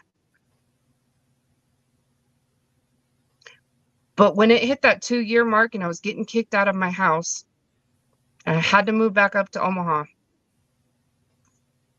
I was like, something has to change. Something has to change. Right. And I think everybody gets to that point where enough is enough. And you know when that point is. Right. And then you start making progress or steps towards being better or getting out of that situation or whatever it is in your current or whatever situation you're in, that you are like, this has to stop. Like, this has to change in some way. Right. And unfortunately, it's not an overnight thing that it changes. And I think people want that. People want fast success and people want fast results to things. And that's not how it works. Damn right. You better popcorn all my shit. I'm just saying. Like, I want $20 million in the next 2 minutes. Ding. when you right, shit. Please, can I have your pocket change? Because shit. You need 100,000. It's nothing. Get out of my face. Look, You go. Oh, like, boy. I think when people realize that you have you at the end of the day, and you need to have you at the end of the day, Mhm. and you can't really depend on anybody to change anything for you, they can help. They can reach out a hand. They can offer a hug. They can offer an ear. Money if they're in that situation. At the end of the day, I think if most people realized I did well today, I functioned today, that's all I could do, that's still enough. But the self, going back to the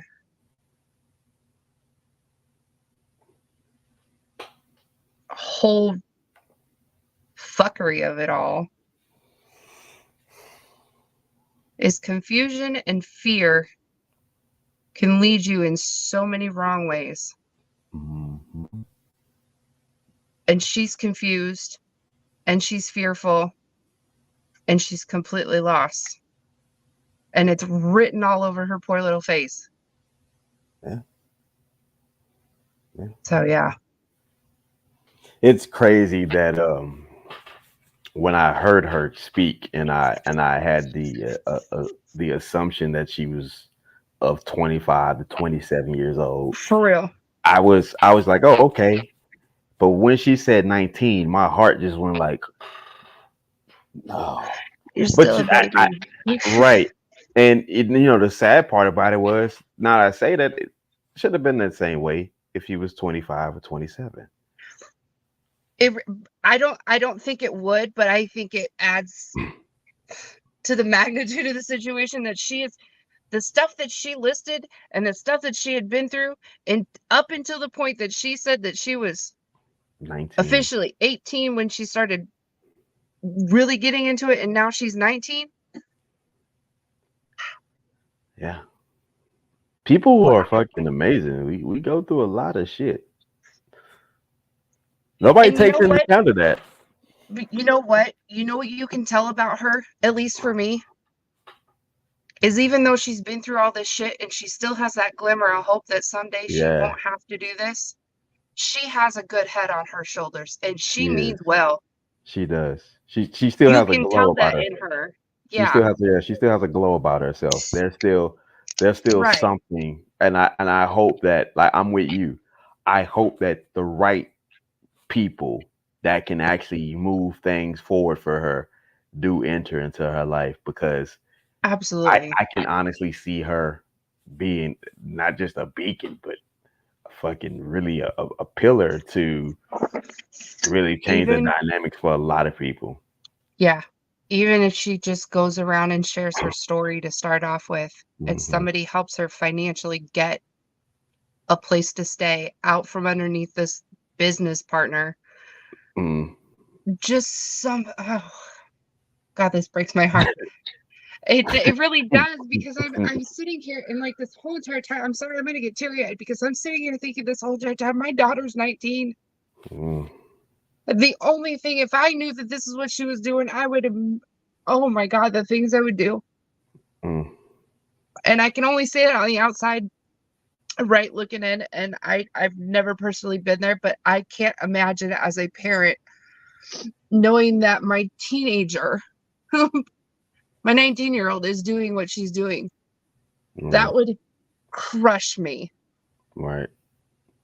I 'Cause would feel like such a failure. Because that's that thing where that's my baby, but she's not a Right. baby. She isn't. But But she it's my doesn't need to baby. learn life this way. Right. Right. Right? This isn't life. This isn't, I mean, for them, I guess you could say it's, Yeah. I don't want to say it in that regards, but it's just like There's so there's much other more. right. There's other things out there Yeah. that you rather have your daughter swimming with the dolphins than being I'm not asking for a fairy tale, but right. something that's not this, Right. where it shows just how absolutely ruthless and cruel this world can Swimming possibly with the be. dolphins not a fairy tale, damn it. It happens all the time. You might just have to move to Florida for it to be every day. But dolphins and people swim together all Fucking done with you, Lucius. You say some odd shit like that, you become crusty Lucius. Listen, just give me my jergens and get out the hell out the way of my stuff. Oh, good Lord. I'd rather be crusty than crunchy. Okay. I mean, that's fair, but good Lord. At least I got some hope for moisturization. That 1%.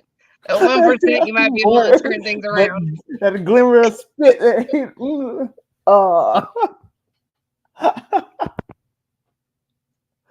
Oh man. So I don't talk to her no more. Every time. Because you weren't behaving the way she wanted you to? It's not even that. It was, I don't know what it was. Like my looks bothered her. Honestly, I feel like she was really jealous of me. And I've always had other people tell me, like, she was jealous of me. Even my dad told me, stay away from her for real. She's not good. So. Because you were dressing too provocatively or something? Nah, it was, I don't know what it was really. Like the school part was mostly my dad. School part, I'll get in trouble, mostly my dad. But I guess my mom, she kind of fucked up, when I was little. Like, we're having too much fun. You always hear that saying where, what's the saying? parents aren't supposed to be your friends and Mhm. stuff like that. She was my friend when I was little. And I guess now that when I got older, she was trying to like, Straighten out. straighten out. Yeah, she was trying to straighten out, but it was too late. So What was the best example of a loving relationship you saw in your childhood? me and my grandma. No, but like between a man and a woman. Mm-mm. Nobody. Nobody. My mom's bisexual, so it was either it was with a girl or with a man. She had other men too. Like my mom was a stripper, and honestly, she says she's never walked the track before. I don't believe that, but my mom was a stripper. Stripping is not a big departure from what you're doing. No. My mom still got one little regular of hers. She calls him husband. He used to be buying us stuff when we was little and everything. But yeah. You're close to your grandmother. I was very close to her. Charlotte. That was her name. I called her Nanny though. Got a light up. You're closer to her than your own parents? For sure. Like, cause my grandma was my mom's mom. And I will always talk to my grandma. We'll sit outside on the porch. She'll play her radio. We'll talk. And, sometimes she'll give me shots too. Or sometimes she'll let me smoke some weed when I wasn't allowed to smoke weed at the time. I would go with her everywhere. Like, even though she was old, she wasn't really that old. She died when she was 61, I think.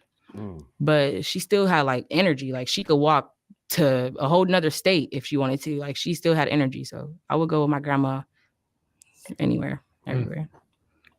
And then one day she just dropped dead. Yeah. What do you think the most misunderstood thing is about girls that do this?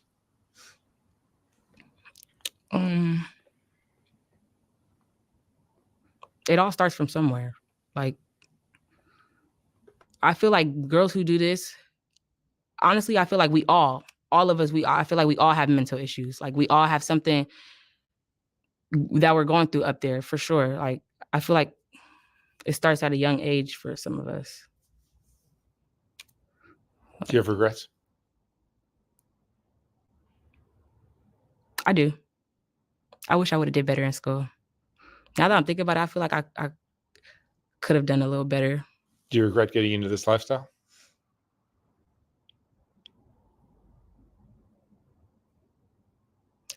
A little bit. Just a little bit. Did you ever just have moments where you stand back and look at what you're doing and say, man, this is crazy? Yeah, I actually just had one of those moments yesterday. Because it is crazy. Yeah, it is. Like every now and then I'll think about like, what am I doing? And then, yeah. Do you believe you deserve something better than this? Of course. I absolutely you do. Yep. And I'm going to get it. Definitely going to get it. Is it difficult to be around so many people that you can't trust? It is. I learned to not trust people like that because I used to be so trustworthy. Like, but the trust part, like, when you can see that your family, you can't even trust your family. Like, what? You can't trust nobody. Nobody at all. Especially like your closest family, like your mom or dad. Yeah. Yeah, when your dad's putting I'm a hoe shirts on you. I'm not sure about that. Yeah. And like all my sisters, none of my sisters, okay, so I have older sisters and younger sisters, but none of my sisters were like me. Like none of them were fast, yeah. They were all in sports. I was in sports too. I did sports too. I played volleyball, basketball. I played soccer one time. Yeah.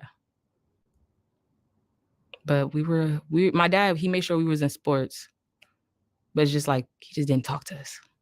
Like we had no relationship with the man. He was just there to provide for us. Food, table, clothes, school. That's it. That's good though. But I feel like girls, they need their dad. Like that relationship, is very special. Like I remember when I was younger and I had friends who had good relationship with their dad. I would get sad when they would talk about it, but I didn't say anything. I'll just smile, be happy for them. But I get sad and think like, damn, what does me and my dad got? Nothing. And yeah. Yeah, a girl needs her dad. just to show her what's real and what's not. I Actually, will just be talked right to him back. today. That's crazy. Just talked to him, but the last time I talked to him before today was maybe like 5 months ago. Oh, really? Yeah, I really don't talk to him. He lives in Georgia now, though. Hmm. So yeah. And Bianca, what would you say is the most important thing you've learned in your life? You got yourself. You only have yourself. No matter how much people say that they care for you or are there for you, you really only have yourself. I mean, you might really have somebody who cares for you, but in the end, you're going to have yourself. So you got to take care of yourself first before you take care of somebody else. And I wish I would have learned that earlier. Like, be selfish. It's okay to be selfish. It's okay to be selfish. Don't let nobody manipulate you and tell you that it's not, because it is. Because at the end of the day, being selfish, it might save you one day. And I wish I would have learned that. But yeah. All right. Bianca, thank you so much for sharing your story. Of course. Be safe out there. Thank you, Mark. All right. Oh, and shout out to Chato for bringing me. Yes. Thank you, Chato. Wow. Wow, wow, wow.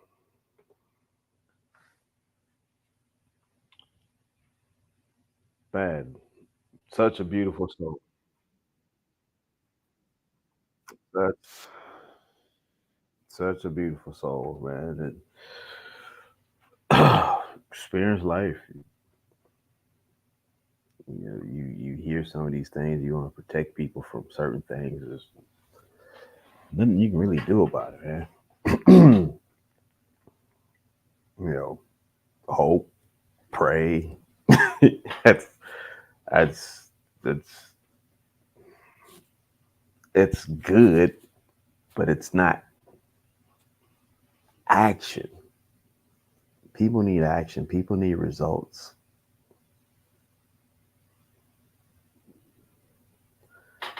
And that girl just wanted to be around some people that had some dignity, some integrity, some kindness. And Dad wasn't too thrown off, but you know, getting the 14-year-old girl I'm a hoe shirt. Yeah, that was a stretch. Oh, Pops, that was a stretch. But however, she's only 19 years old, and that experience that she has, the way she carries it, and she was a very, very pretty girl, very pretty girl. She had the most beautiful eyes. You couldn't see it behind all that shit and fucking lashes.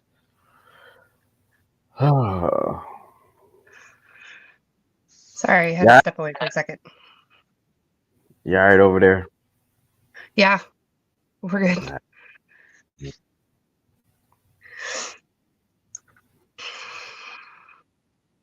Yeah.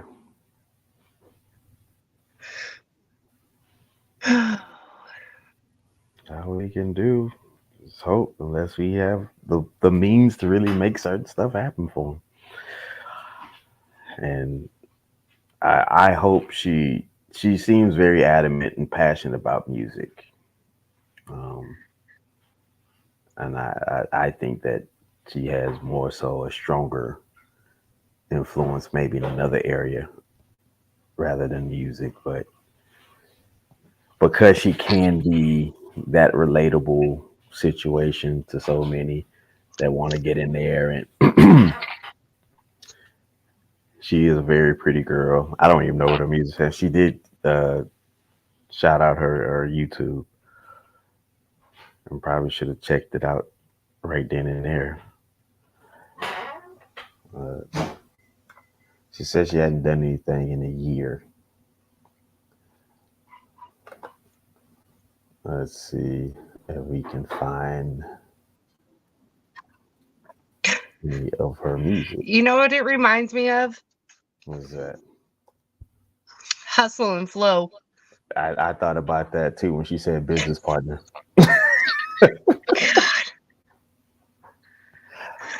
When she said business partner, it reminded me of that. You know it's hard out here for a pimp. Trying to make this money for the rent. Oh Okay. boy. Okay, so apparently that did bring her some, like, she's 1,000+ subscribers and new music coming soon. Let's see. This is a year ago, so one song got 10,000 views. All right, let's review Bianca's music. Let's see. Bianca, you better have some good shit.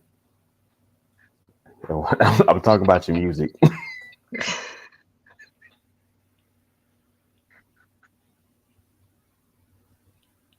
It's so fucking sad. We gotta specify everything today.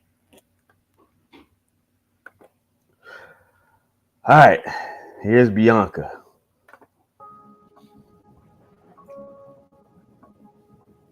Hey, I'm not a player. Yeah, that's been given. Right. I'm a lover girl. No, I'm kidding. Fuck your feelings. Got these niggas tripping. Now they trying to run back. Bitch, I'm an attractor, but you talking around that back. So why you talking to me? Better talk to your man, cause he ain't my ass. Turn around and then he kiss your kids. I can feel it for you. Make your jaw break. Wanna know what's the day? Going take me to the bank. Yeah, I like to walk them down. I got an attitude. They say I'm hella crazy. Yeah, and my bitches too. I be stressing over money. And not you fucking for. Say I changed a lot. Nah, I just don't fuck with you. Never acting brand new. Show me what them pockets do. I can smile up in your face thinking that I want you. Do you know you risk your life when you fucking with me? Fuck a cold shoulder. I'ma beat her till she bleeds through. Nigga do too much. I be like, bitch, keep it cool. Keep your little distance. I can never be seen with you. Why you so surprised? Cause you thought she was sweet. 1 minute in, now my lyrics not pretend. Boo, go for nigga real quick. That's my technique. And you know my kitty ball, so pick me up at 7, please. Niggas not ballers or North Shore College. Fucking Impala wanna fly so high. Nah, I know thought shit. I'm just a fly mama. And the hoe don't like me. Go ahead, start your drama. Bitch talk shit, so you know I had to cock back. Niggas don't like me cause they know I ain't gon' drop that. A scammer nigga teach me how to make a couple racks. When I get up in my basket and all your ass back. Nigga, come on, give me 6 feet. You can't even give me 6 inches. Fuck away from me. Hey, I'm taking big backs, nigga. Get your bitch smacked. Mouth too slick. I ain't taking shit or kissing ass. Cause the song, now your motherfucking jaw drop. I'ma have to fuck it up. Keep going non-stop. When am I? Yeah, for a few months. But I'm not here to check back what you fake fuck. Always do my work when everybody sleep. Cause they get irritated when they hear how I speak. Niggas in my ear talking about less link. Party next door, I ain't finna see a thing. I be by my loan, so my things just for me. And I got a big goal, see I declined it as a dream. It's just time to wake up, it's time to get this green. Baby, know this I need it, I don't do this for no team. Matter of fact, bitch, I do this shit for me. I'm a fella bitch, so I ain't finna fuck a thing. Move up to the next groupie, you ain't trying me. Right. Tell my daddy out the rapper, he's been watching niggas. Okay. Told him don't you worry, cause your daughter pop niggas. Right. I'm looking at y'all funny cause you ain't touching nothing. Hey, don't try to hit me with that, oh, she got a cold heart. Just cause I ain't wanna hit you niggas off from the start. I ain't feeling you, so please don't try to feel me. I ain't tryna fuck at your mama house, you kidding me? I fuck that everything, and all of what you telling me is going one ear and not the other to the death of me. Don't get attached to me, don't even come close to me. I got the mindset of fucking nigga and his team. Yeah, fucking nigga and his team. Got the mindset of fucking nigga and his team. Yeah, little dumb nigga talking about so let's fucking nigga and his bitch. You must be out your rabbit ass mind. I ain't link with no nigga.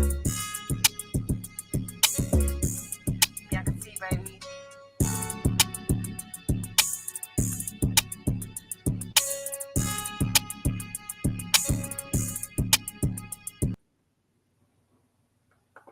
Okay.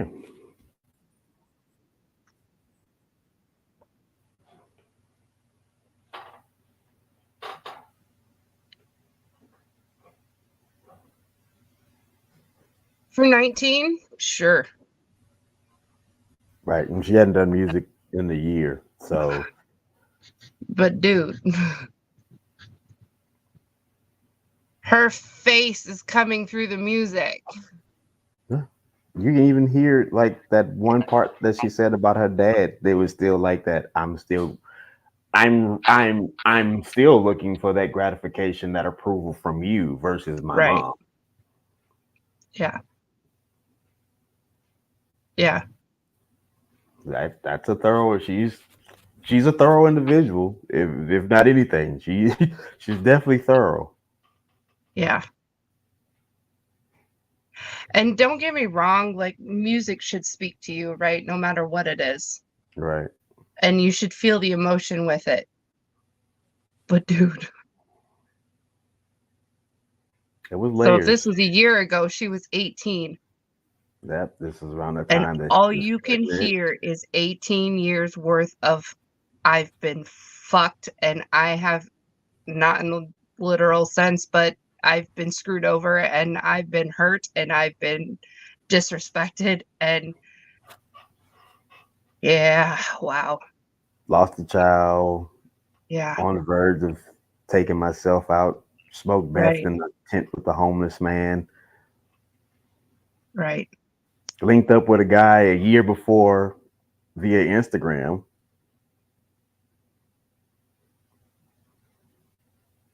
And been business partners ever since.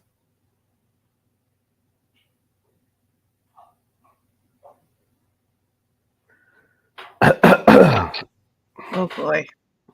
My only, my listen,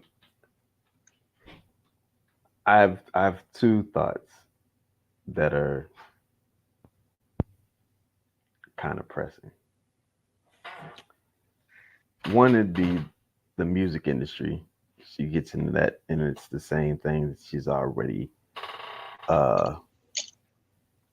Yeah, dealing with.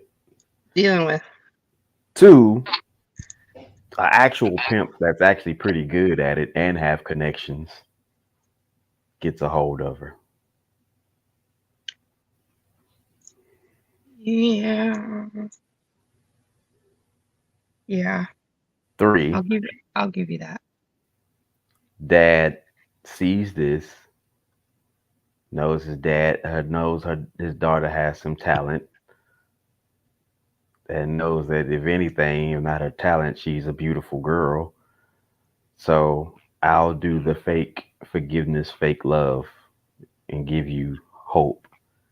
And when you don't give me money or give me a car or give me a house, then that's when I remind you that that shirt I got you. Yeah. All you're ever going to be is a hoe. And that is the biggest kick in the dick. I don't give a shit who you are. Mm-hmm. And for that to come from a dad. Yeah. Yeah. It would if you know what the sad thing is that if you sit and you looked at that moment and he took that moment and he went the opposite direction with that and gave her love, gave her a hug, gave her a we're not doing this, baby girl. Or Like, or just sit and let her talk. And yeah, he even didn't know what to say. right. Right. Damn. Because like she said, she'd been in therapy most of her life, and you Yeah. know the results were, and granted, the state put these people in a bind, so they have to act with what they call ethical and make their reports. Because Right. I believe in some cases that the state might be having an extra ear in some of these people's offices and listening Yeah. to discussions that they're not supposed to. And Yeah. so that could have played a part. But however, her trust for me being heard is, bitch, I didn't tell you this for the cops to be at my house. Like that's Right. not what I came to you and talked to you. Right. I came to you and talked to you because I was looking for Nyla. Right. Nyla didn't come till the 6th grade. Right. Yep. Nyla has her own life. but you're the professional. You're the one that I know that this is getting taken care of somehow, some way. And I know I'm a child, so I'm allowed certain privileges. Yeah. I'm looking for you to be that thing that they say that this is all good. This is great.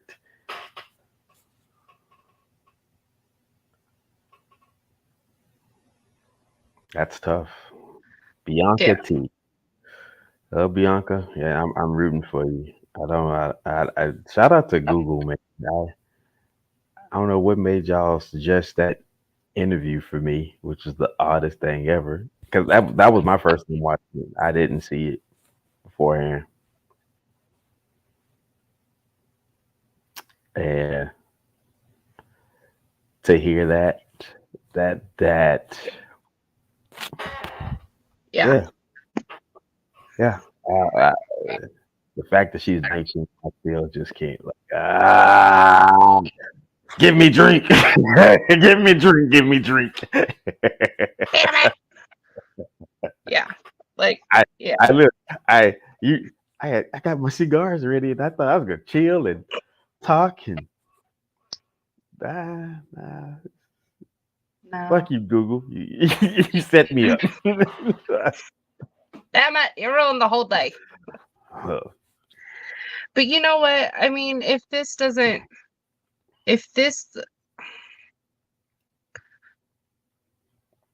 I don't even know what I want to say right now. I have so much to say and absolutely nothing to say right now.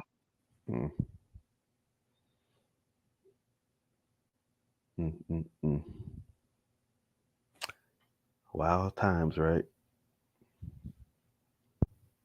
Wild times.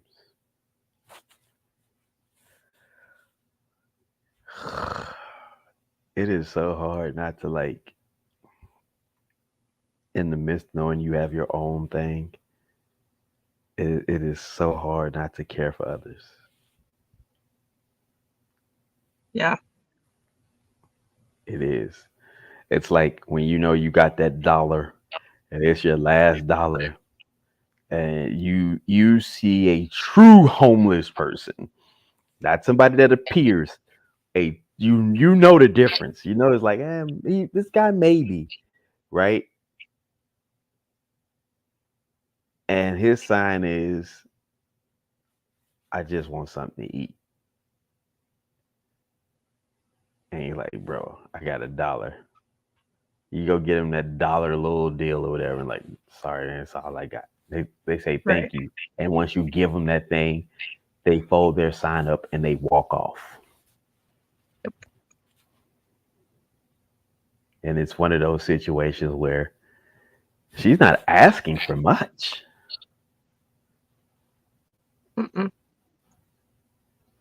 Nope. Her sign is it's very direct.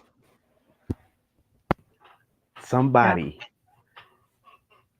just please listen to me. I think that's a big part why she did that. Is her way of reaching out, saying, "Hey, I got shit I want to do with my life. This is not what I want to be doing. Like, somebody help me." Right. And in the interview, I got to give him credit because he didn't just bombard her with question after question after question. He really just let her talk. And when he did ask the questions, it was thought provoking. It made her realize, damn, I didn't know I was. Yeah, I didn't know I was there. Yeah. Oh, I forgot about that.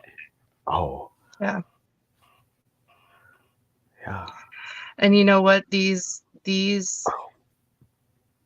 what sucks is that even if she were to change things around and get help and even go to therapy, if she finds a great therapist that'll, listen and not judge and try to be like, hey, you need to be on this medication or this medication or this medication. Right. Like, sit and listen. That's your job. Sit and listen. Don't judge me. Right. I'm here to talk to you. Like, I need help. And we all know what happens when you write out a prescription. A check comes with that. So everybody didn't need fucking the bread or the blue pill. Just sometimes people just need to know that they can work that shit out. Yeah. And if you don't give them like the meaningful words that, hey, let's try this exercise. Let's try this. Let's try Like, that. well, yeah, and like what I was going on with that, even if she does turn things around, say 10 years from now, even 5 years from now, but I'm talking a distance out 10, 15 years from now, something is going to pop up and she's going to be like, damn. Mm-hmm. But then she also is going to have that, look at how far I have come. Right. And those Right. moments are precious. Those moments are awesome to have. Right. But The like fact in any situation, any situation, like I really just wanted to reach through the screen and hug her and be like, baby Right. girl, you are enough. You I are so bright. You are so intelligent. You have a head on your shoulders. You know you don't need to be doing this. You're looking for that out, and I get that, but you have to understand that you are enough, and everything that you have felt and everything that you are feeling and everything that you are going to be feeling is valid. right. I know that's hard to hear after being dropped and let down and not listen to your whole entire life, but Jesus Lord. I just really wanted to like just kind of like, listen, let me introduce you to some solid women Right. that you need Come to be here, around. come here, come here, come Yeah, here. yeah, come here. Look, meet this. You just like, need to check yourself oh, right yeah, there. This is my Just grandmother. right This under is, the wing. yeah, this is my wife. This is my little sister. Like I just wanted to put her in a room with some really solid women, because as a man, I could give you a hug. I could tell you it's gonna be all right, which may be well and true. But at this current junction, That's not going to mean anything to her. meaningless. Yeah. That shit is meaningless. But no, you don't need to be. No. Listen, let me give you a hug. Okay, good. Going over here with auntie and grandma and go in the Right. kitchen. Learn how to make fucking enchiladas. Like, do something different, right? Did you know? I know you noticed. As soon as she started talking about her grandma again, that little 18, light. 19-year-old came out again. Yeah, that light. But then the moment Yeah. when she talked about grandma allowing her to smoke weed and have a Right. shot, it kind of dimmered a little bit. But then when Be she like, thought damn. when she thought about it, for her with grandma, there was more good than bad. Yeah. Yeah. Yep. Mm. Jesus Christ. If hearing stories like that does not humble you within yourself and in your daily life, like pump your brakes for a hot fucking second. Right. And say, what the fuck am I really spazzing out about? Right. Somebody cut Like- me off in traffic. Okay. Like, when you hear somebody like, oh, okay. Right. Right. Yeah. Somebody flipped me off. Okay. Like, I get it. Yeah. You're right. You have a right to be angry about either of those situations, but understand that there is a Bianca out there Right. where you literally could be. Yeah. You literally could be. And don't think for a second just because you're a man, you can't be sex trafficked. Even as an adult male with skill. Because Right. people know there's always something that you truly love. If they could get a hold of that thing you truly love and say, I harm the shit out of it, you'll be out there doing whatever you need to do or whatever you believe you need to do to make sure that thing or that person doesn't get harmed. We're just, again, like I said, motherfucker, you ain't powerful. Little rinky dink ass flesh, it bleeds. Fucking somebody cut the air supply off to you, you're done. Right. No water, you're done. You're gonna be crunchy and crusty. Damn, both.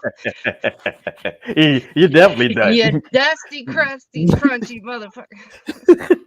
And Dusty, damn, Dusty, Crunchy, and Krusty. God damn, that's a bad day. Oh, if that doesn't humble you, I don't know what will. This is the Crunchy guy's like, what? Damn, that's not so bad. I Hey, don't I have ain't it so dirty. bad. I ain't Right. Dusty. Hey, I'm Dusty, just hey, crunchy. that's just Crunchy. Good Lord. Oh God. Mm. Wow. But in the midst of it, I can say this, and this not to make light of the situation, but I'm happy that there were glimmers of happy moments in Yeah. the discussion for her. You could tell that was probably the most relaxed she's been in human interaction in a long time. But I mean, listen. Listen. If you're doing your thing, right? Let's just say she was out doing her thing and he comes up to her and was like, hey, you want to do this interview and share your story? Like, now you're in a studio with a man you don't know, which is your given day every day. You don't know what the intentions are. You don't know what this is going to be about. I would be a little on edge too. I mean, you know what I mean? Right. But man, you saw the Especially- hurt. You like- saw the pain. You saw I 18 mean, years of shit. I mean, but you also saw like the transparency of it all, right? Yeah. Oh, Because even when she talked about some of the people that interact with her, and she's like, you know, some of them just wanted to smoke with me. right. And I was like, wait, what? Raggy, what do you mean? That's it? That's different. Put the needle on the record. Right. That's something you don't hear. Yeah. Nobody, right? But and now you question that. Like that's newfound information, right? Do they still classify that as prostitution? I mean, if you're paying, well, I mean, I don't know. Right, because what we know it to be is that there's some sexual act going on. You're not doing anything. You're just chilling. Right. But you know, these laws will change on you. Look, listen. Next thing you know, you went live on YouTube at 1 p.m. Central Standard. Yeah, you're prostitute. Right. Whoa, wait a minute. Wait. Whoa. No. Nobody did anything to me. No. I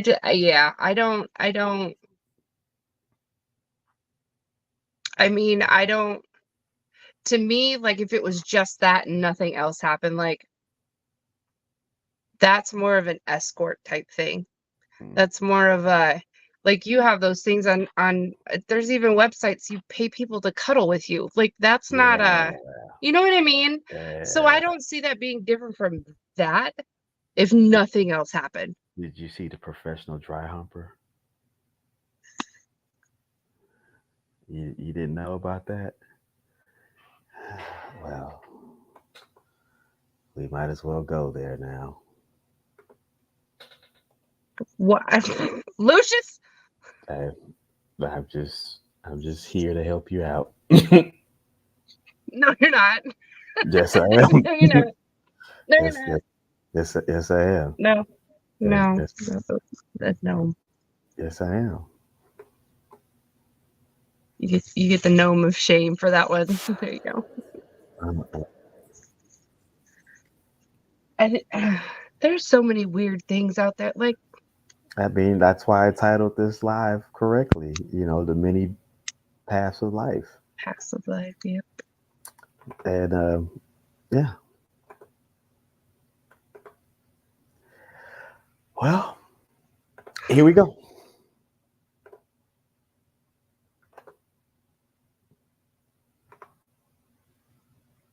You see Lord, really? No. No. My name is Nico, and I do professional dry humping. Actually, I prefer the term alternative love therapy. When you come in for an alternative love therapy, you're getting a full eclectic mix. You get your crunchy ass back here.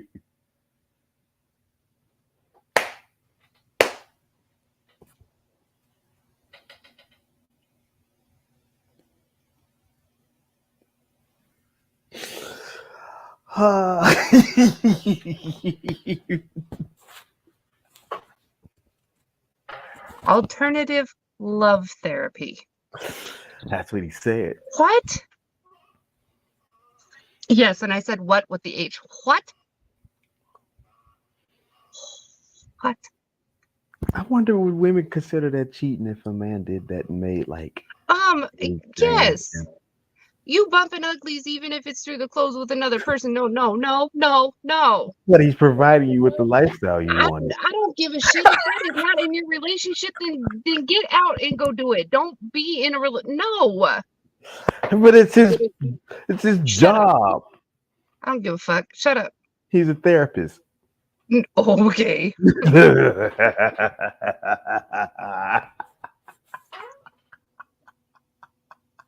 Now we're turning it into Deuce Bigelow. No. No. No. No. No. No. Hold on. Wait a second. I got something for you.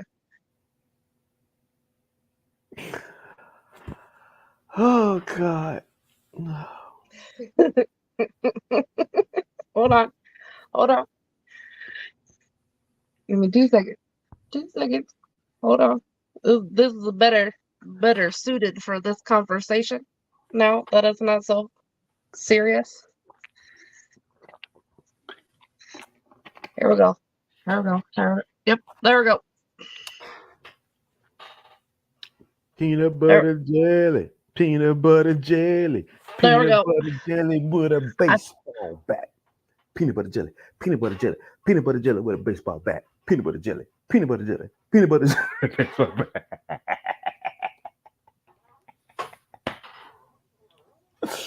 Where they at? Where they at? There they go. There they go. Look, listen. Oh no, we gotta do it. We gotta do it. Oh No. No, we gotta do it. We gotta do it. No. No. I don't have 1,000 coins in my pocket, sir. No. This is not a free show. No. Oh, you're gonna put it on. I don't like you anymore.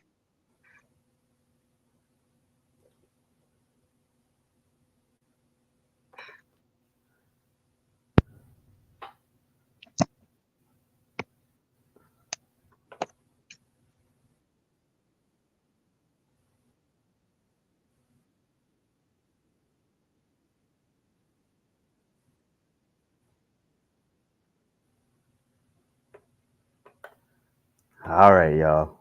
If you haven't had a great day, you're about to have one now. Literally, what is going on? It's about to be the most fantastic day of everybody's life. Remember this day, May 16th, 2024. I'm gonna have to clip this one. All right.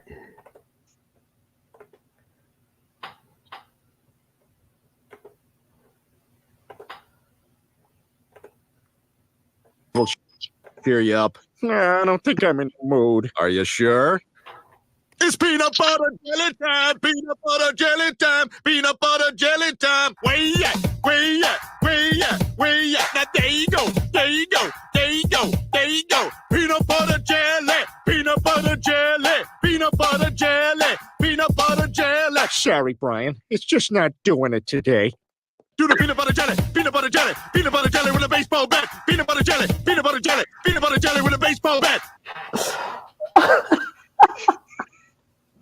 All right, we're gonna do it one.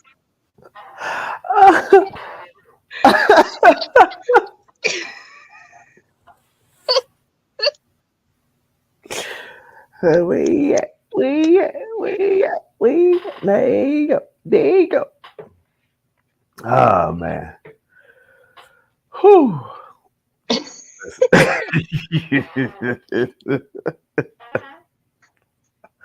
It's only right. It's only right. Yo, please subscribe to the network, y'all. TMAX_network. As you see rolling across the bottom right there. Oh my God. So fun, so fun. But like you said, the many paths of life, which we came in, you know, we saw, I guess would it be two variations of what I don't know, would the dry humping be considered prostitution? Or would you consider dry humping prostitution?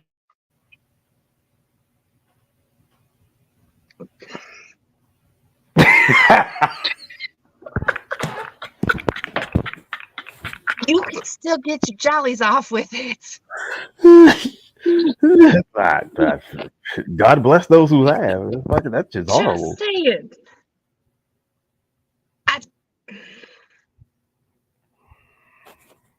Shit hurt. No. It's a hard note for me.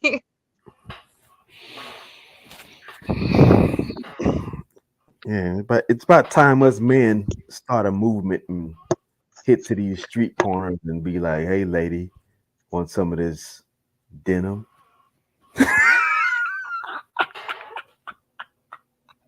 Want some of these cotton? A little silk? No. Clothes. What do you mean take it off? I'm not that kind of guy. I'll take my clothes off. There'll be no insertion, no swapping of the fluids. Ew, why do you gotta take it there? Oh God, that's, to me, that's along the line of furries. I don't get that either. To each their own. Handle your business. Do you, boo boo? I mean, for real. But that's funny.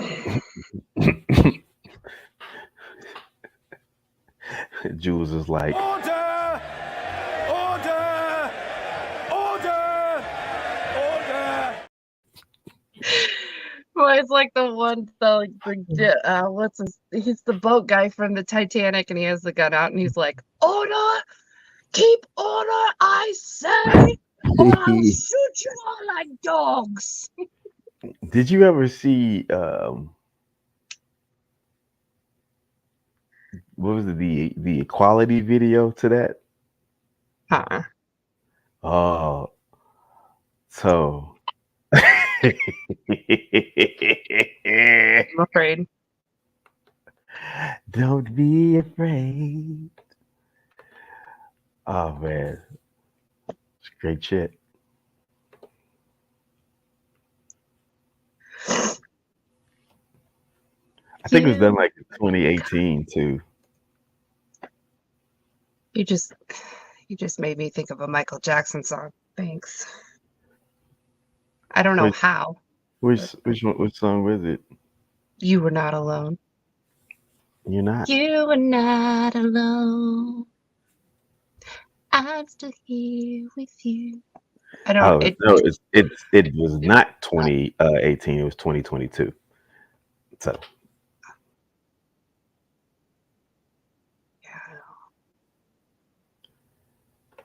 All right. Some great stuff happening here. If you ever been around Geraldine and Lucius, well, you know it's going to be some laughing. No matter how crunchy or crusty you are. No matter how dusty, crusty, crunchy. Yeah, you just stay your ass away from water.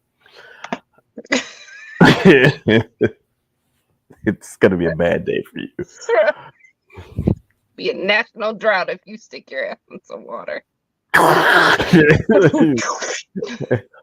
Damn. All right, here you go. The equality video. My God. Captain, the lifeboats are ready to go. Should we load the women and children first? No, men and children first. Excuse me, sir. It's 2022, Private. A woman can handle a sinking ship just as well as a man can. And if you don't think so, you're a misogynistic asshole stuck in 2008. Yes, sir.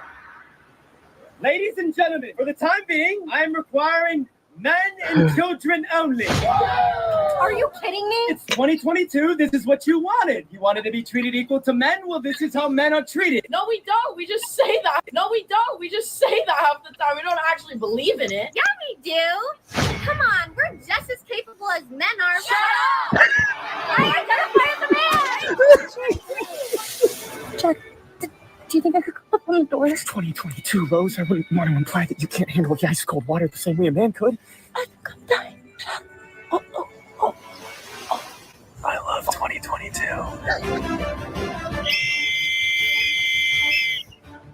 All my life, I've had people tell me you can't do this, you can't do that. YouTube, they said that you can't get 100,000 subscribers, 1 million subscribers, 10 million, 17 million. And what did I do? I proved them wrong. Same with the music. People said I could do music. And of course, with boxing, they said 8,000 people were going to see my head knocked out on the canvas. And the millions of people watching. Look at me now, motherfucker. Look at me now. I hurt my dad's feelings. I've seen.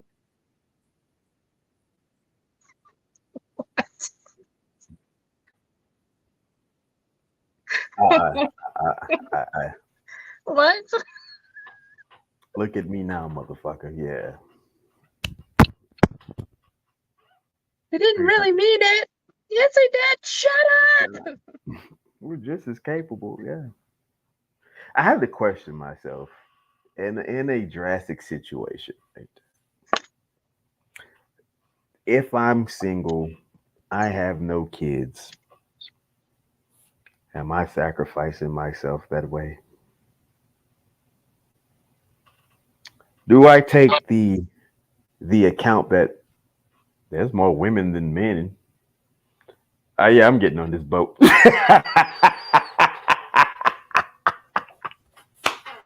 Like, right, hey, step back. It's plenty of y'all out here. I think, you know what? I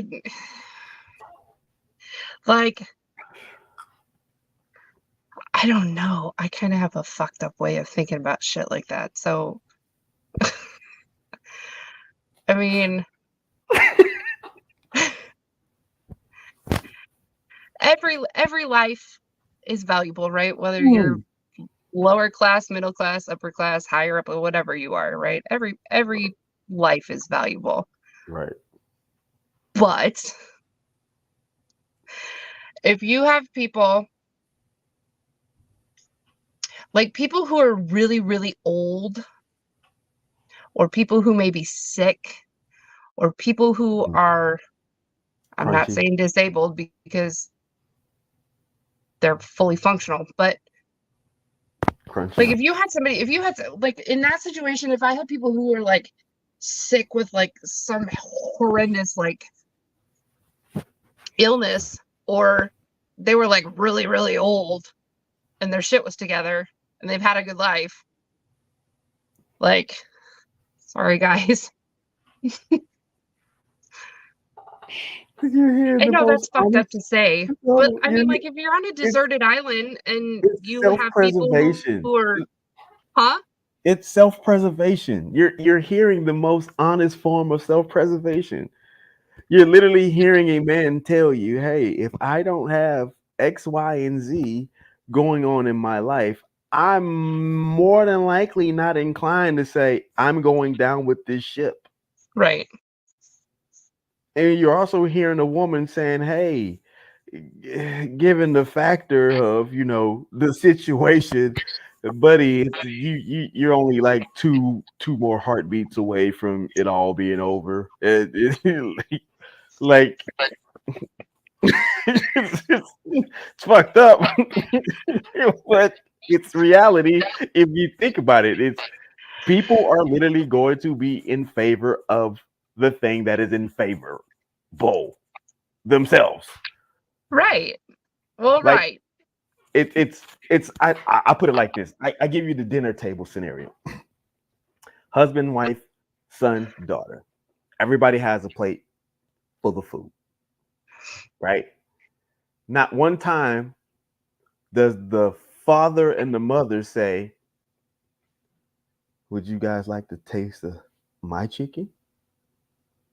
No, you have chicken. So it's no, this is my chicken and I'm gonna enjoy it. And if something's wrong with your chicken, you better go figure it out. Get the same chicken on your plate. Allegedly. I mean, the chicken might be crusty, crunchy, dusty, dirty. All right, fair.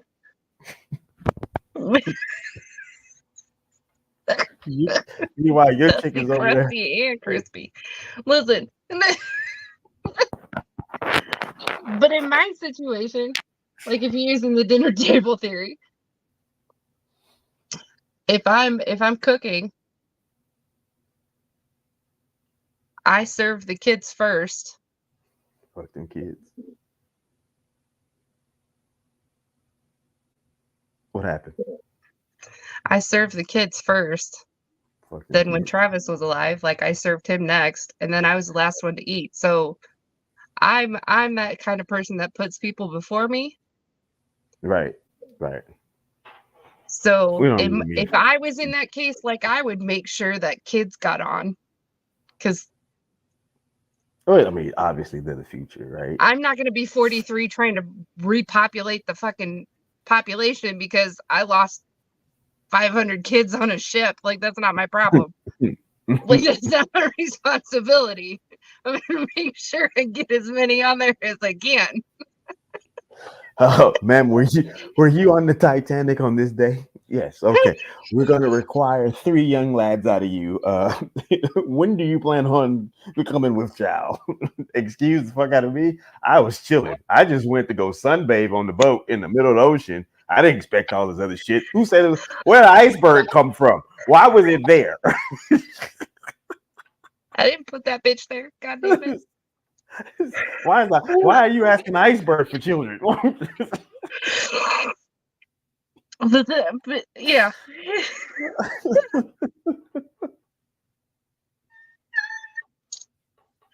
But then it would make sense to have the younger females and younger men get on the boats, right? The lifeboats. Right. Right. And then if there's room, which there was plenty of room, you throw the older people on. But fuck them kids.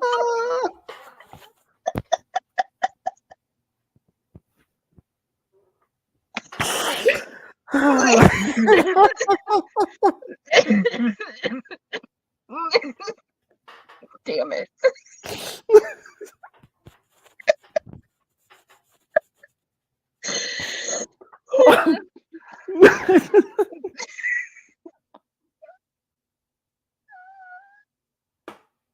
Shit. Oh.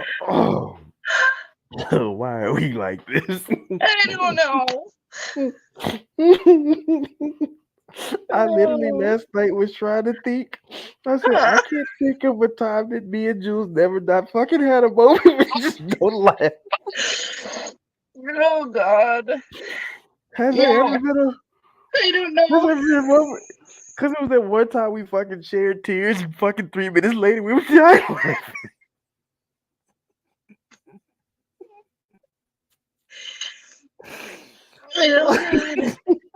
I don't know.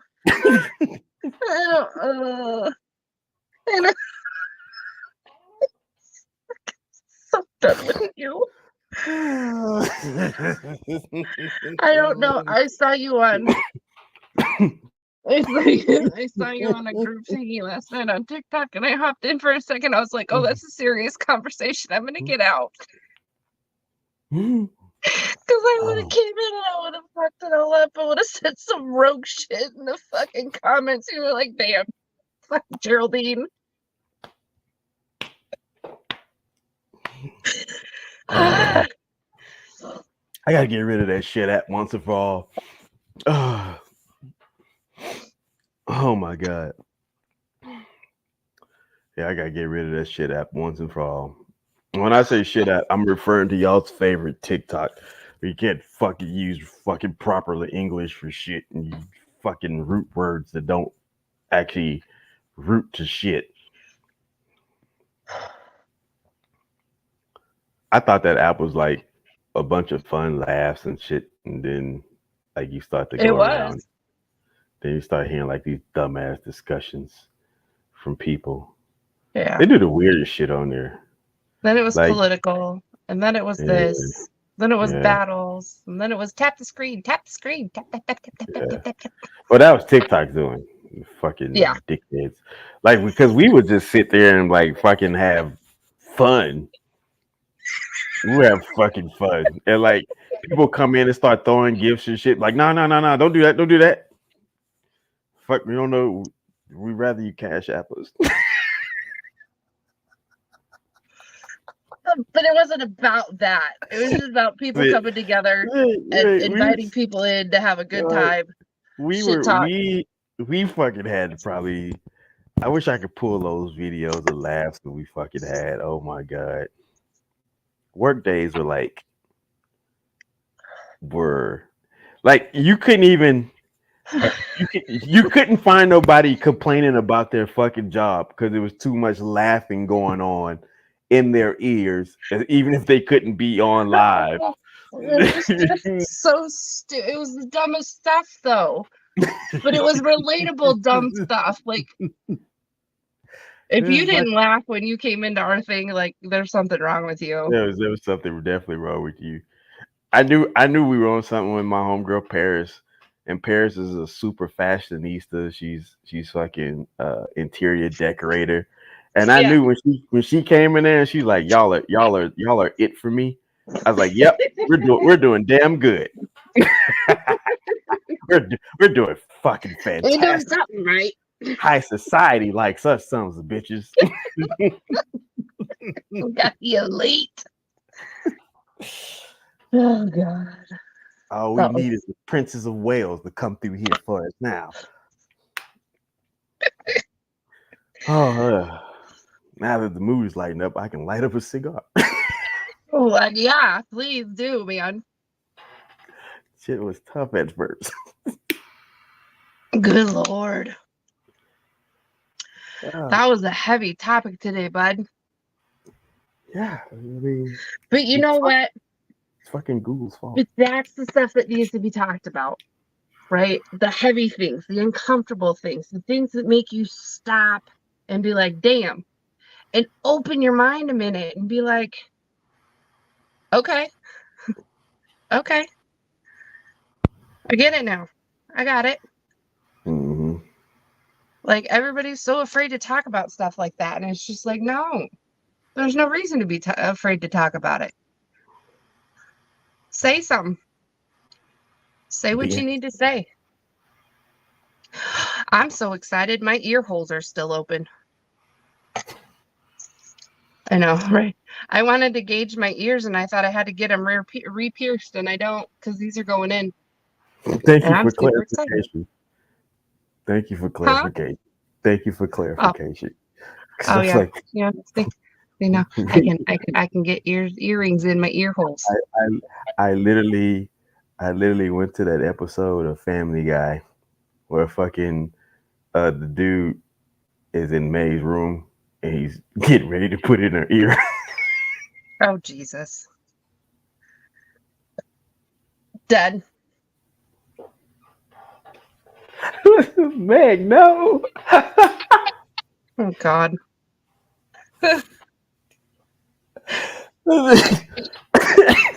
Fucking, we were stupid as kids.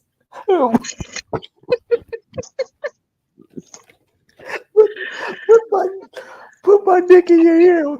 Why? Because fuck what you heard.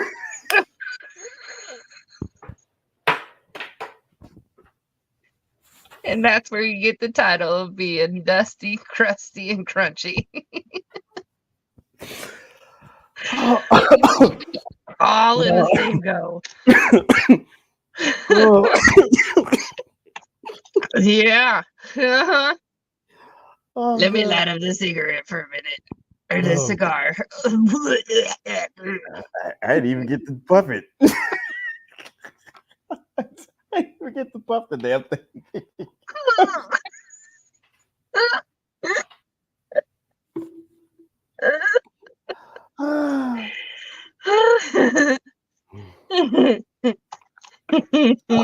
That's rich.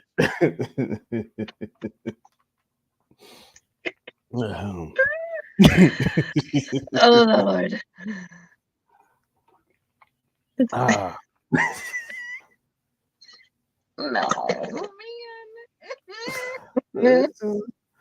Just getting convicted for crimes you didn't even commit. That's what you get for puffing the cigar. You ain't touching it. Oh boy. Oh. Oh man. You know what I would love to do? I would like to be out on the streets, right? And doing like street interviews.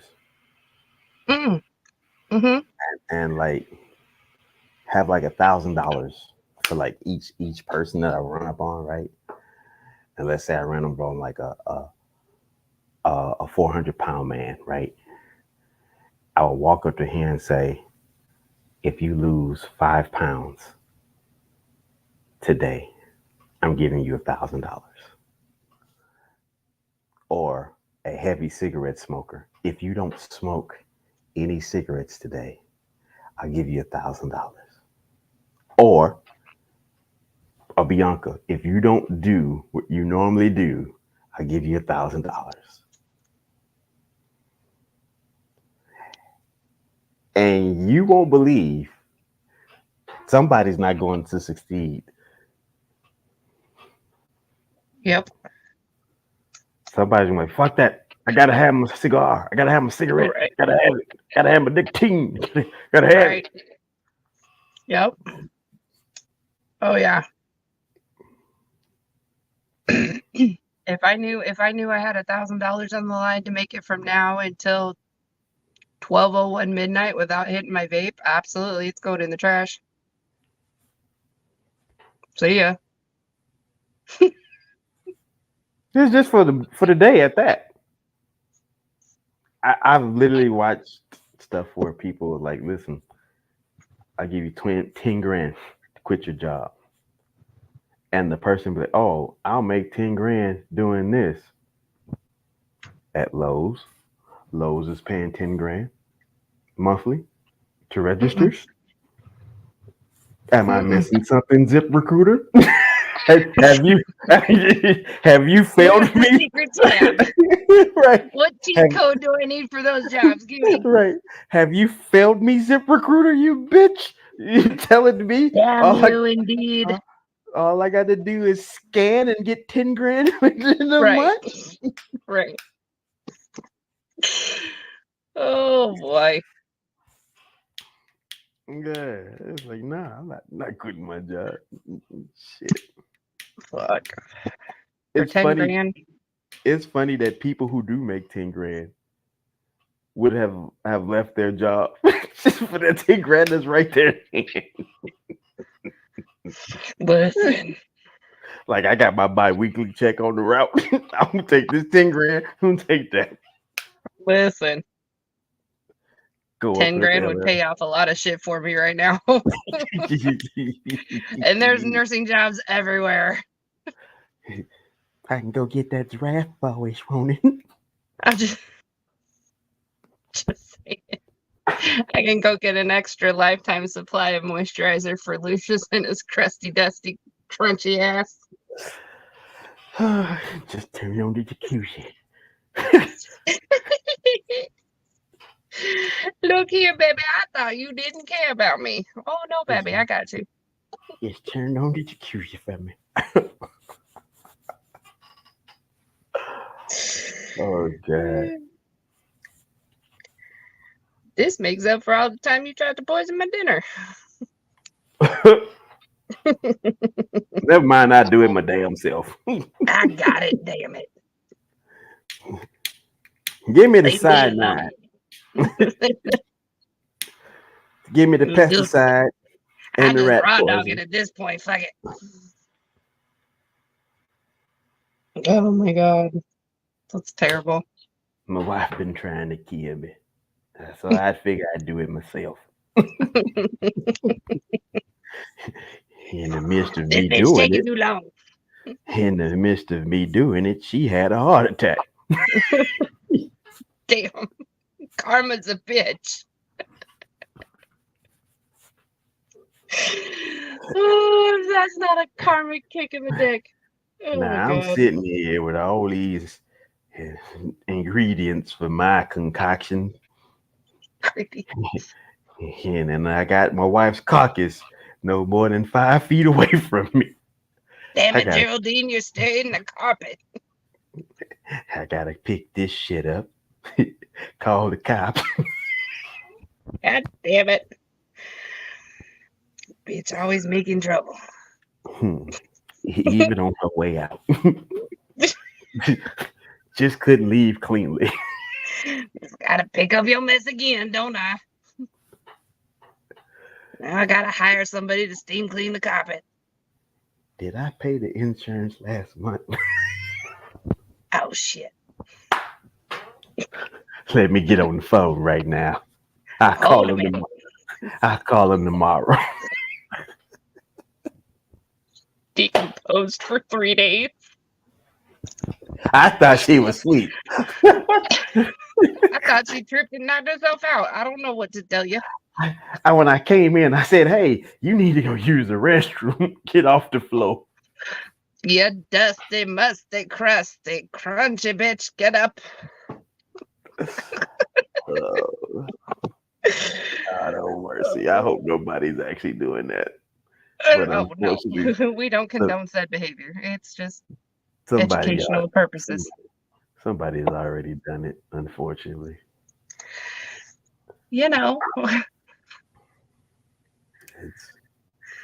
Yeah, we don't share enough reality. Like the fact that the world is a fucking graveyard. Everywhere is fucking bones. Look. Everywhere. Everywhere. You can't say they're not in the ocean. Fucking thanks to the submarine boys and the PlayStation control. If that was a moment in time that I could rewind, I would be at that site. And but before he said sealed, though, don't let Eva see that. Before he said seal the top off, I would have reached my hand in there and slapped the shit out of all 5 of them and then bolted them down and then sent them down to the bottom of the ocean. Fuck you, go get in the goddamn gas. The fucking, like, I'm looking at him like, I'm thinking about my uncles land in the country that fucking, the petroleum gas, not petroleum, the air gas thing they have sitting out in the open field. It literally looks like a little submarine, but it's all rounded off. It's for gas. Ammonia. For farming? Yeah. It's ammonia. I'm looking at it and I'm like, they took that shit from my uncle's farm and Propane? yeah. They took that shit from my uncle's farm and let the gas out, cleaned it out, and then figured out how to put 4 pillows in there for 5 idiots and a PlayStation controller. And to think these are some of the world's wealthiest people. When I say you can't fix stupid. You can't, but I can sedate it.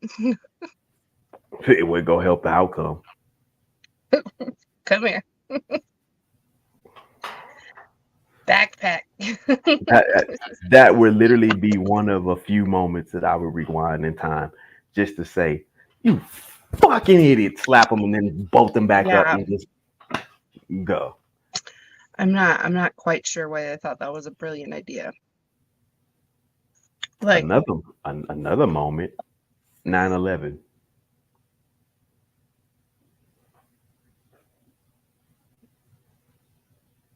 why are you bringing up all the deep topics today? Because that's a whole nother 2-hour show. Nah, I'm just telling you, I would slap them for that. Just how that all went down, literally. No pun intended. How it all literally went down. And the shit you gonna tell people like,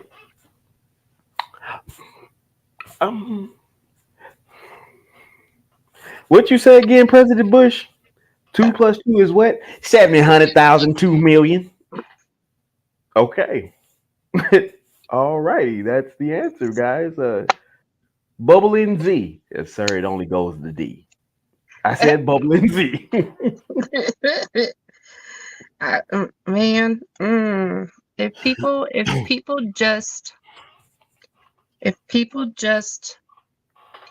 did some research, you would find out a lot of shit that would shock you.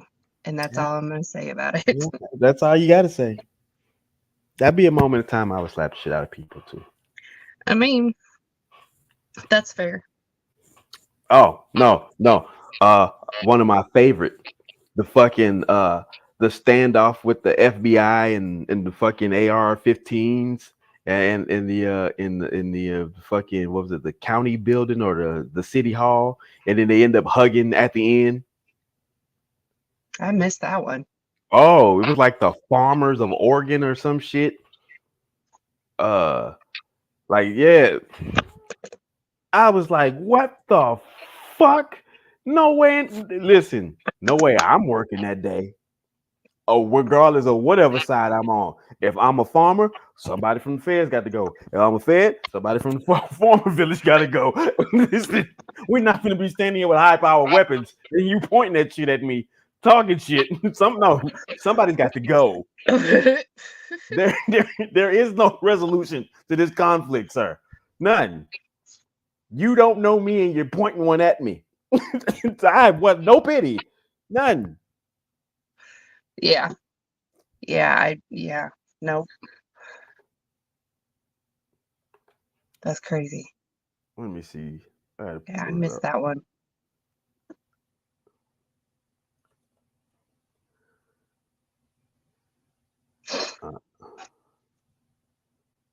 Hold on.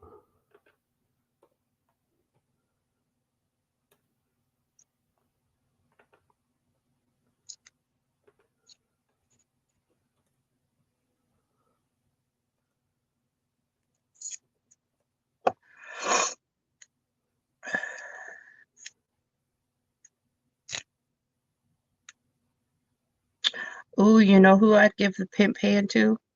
Who that? Hitler. World War II.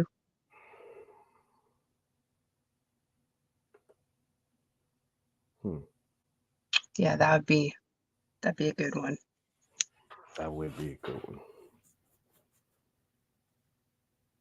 That'd be a damn good one.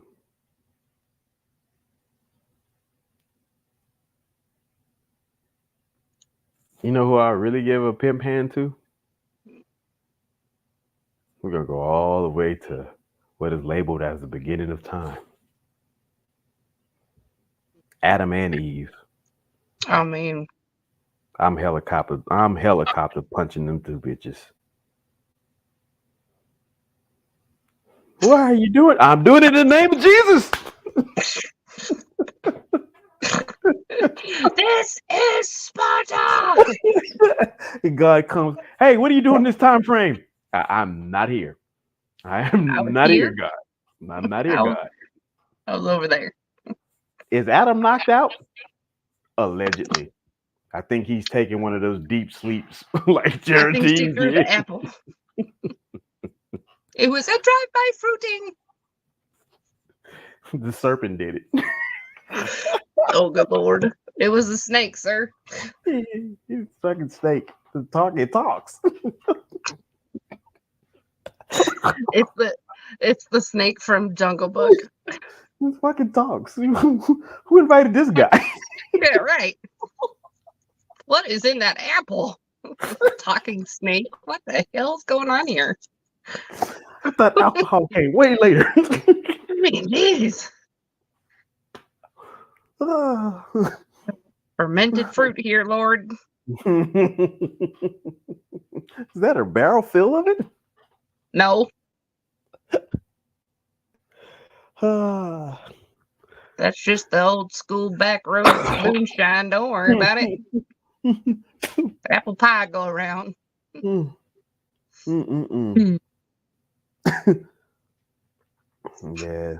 Old Adam and Eve would definitely have to catch the 1-2 punch.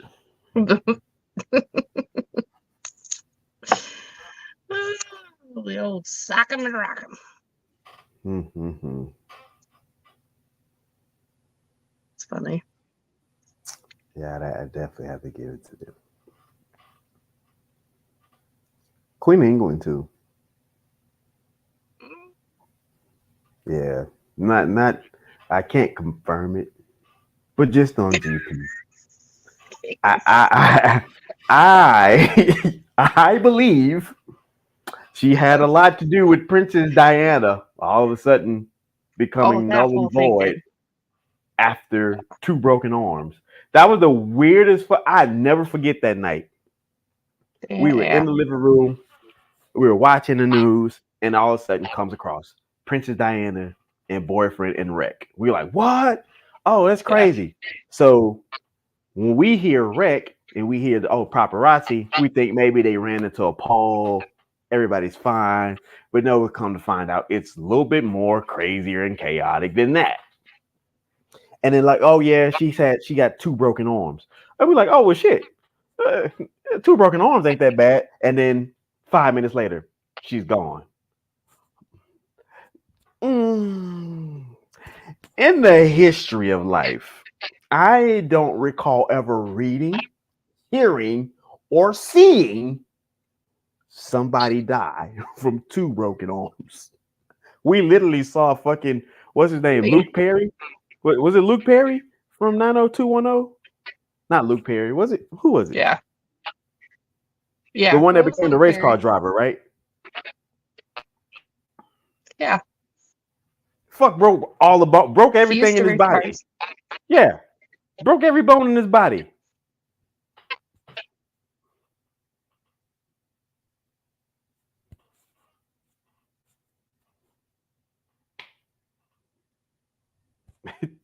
Just, that goes. Don't be suspicious. Don't be suspicious.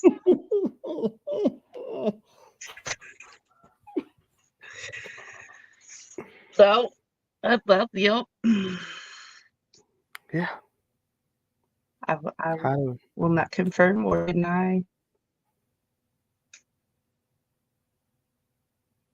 Yeah, that shit. Any of that. Yeah, that shit's odd. Like I say, just on GP, I can't confirm it, but just for the fact of his guilt by association, come here, bitch. You gotta get it. I'm sorry, but I believe Diana was a force to be reckoned with, and that scared them. And she was about to probably out all of them. She did it in a graceful way before she passed in an interview with one of her people, but if you watch, I get on tracks. Like my last track of binge watching stuff was about the mafia, and then I've been on a binge of royal family and Diana, and it's just like things just the Jerry Curl wasn't quite. Yeah. The more and more I watch stuff about like mafias and cartels, the more and more I'm intrigued. Yeah. I mean, at least I know where they stand. Right. It's interesting. Don't talk shit about El Chapo. El Chapo's a good man. How about Joe Biden? How about Trump? How about Washington? How about what? Carver? I can go down the list of them. Don't talk about this guy and not talk about the rest.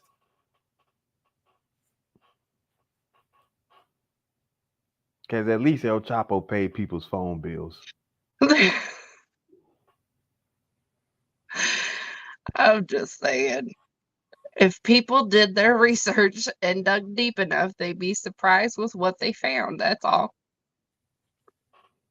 And you can call it conspiracy theories, you can call it whatever, but when things start coming together, oh shit. Mm-hmm. It's hard. There's always 7 degrees of separation or 7 degrees of knowing somebody. So somebody is always tied to somebody somewhere, somehow. Mm-hmm. Even if it's the 7th person. Somebody just in the corner lurking. We're like, hey, I see what the fuck's going on.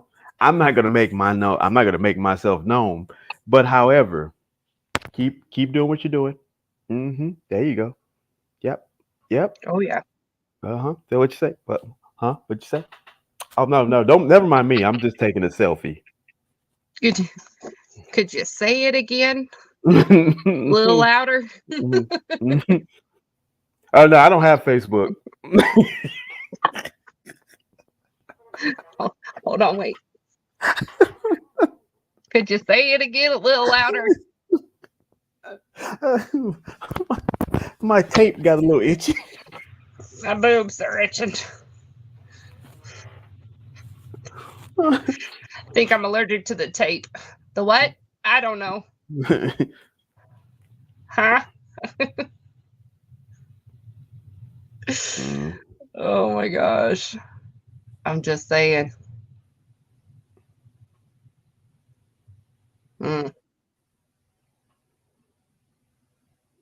Good God. Oh man. Good God Almighty. Who else would I pimp slap?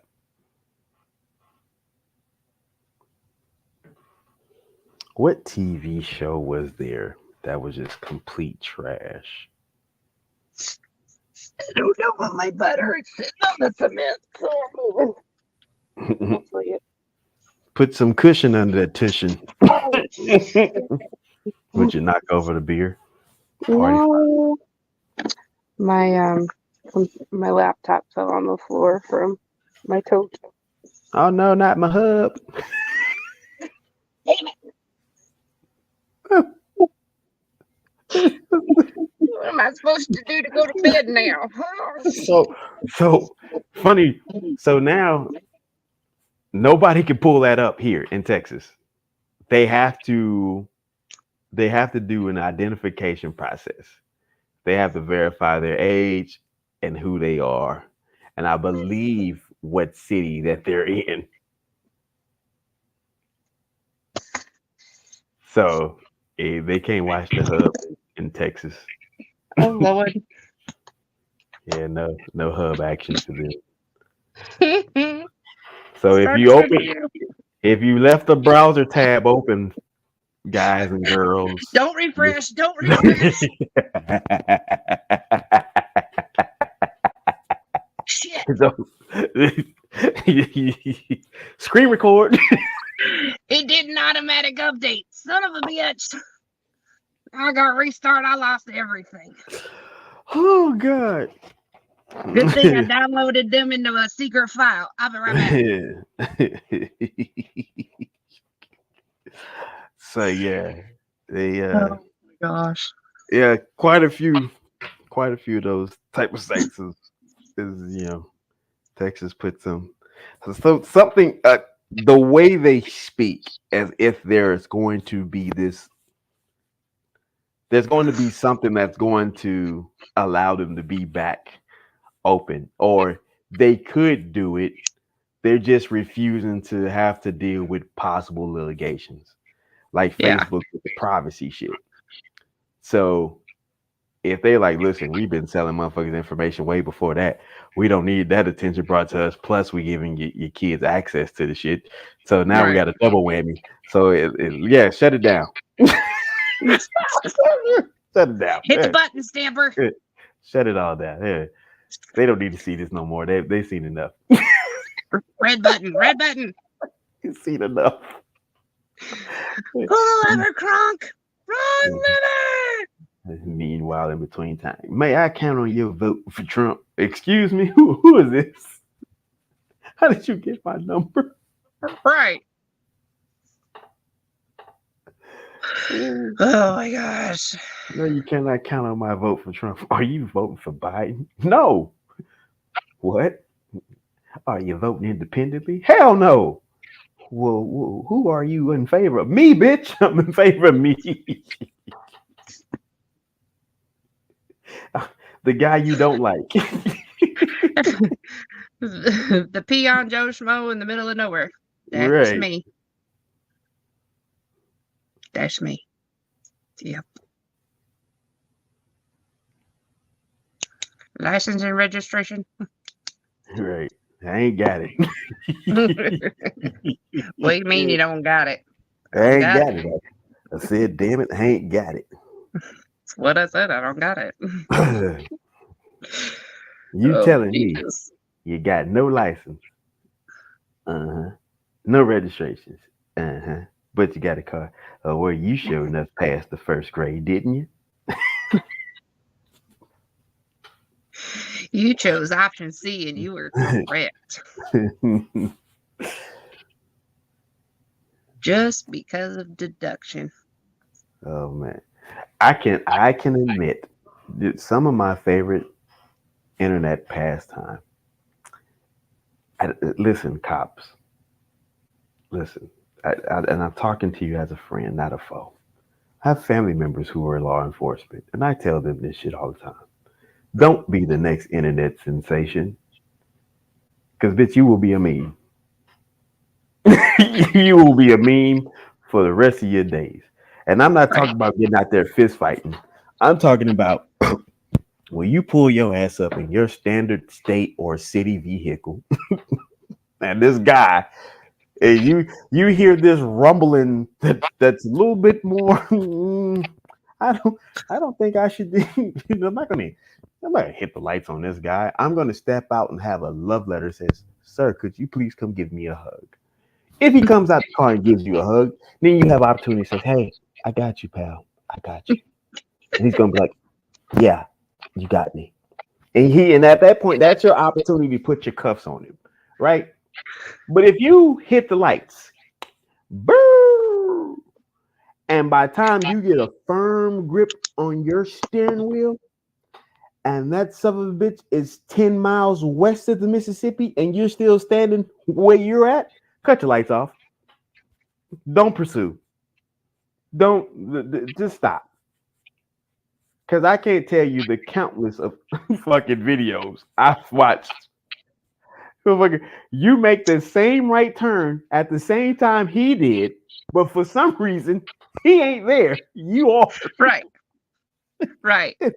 It's like, what are you chasing for? Milk and cookies? The milk and cookies. That's something. I didn't tell him he could have no milk and cookies. That motherfucker vanished when y'all both turned right. You still there. He used CGI. He's fucking Star Wars. He's got intergalactic fucking speed. Stop. He teleported. Right. Stop. He's in another time zone.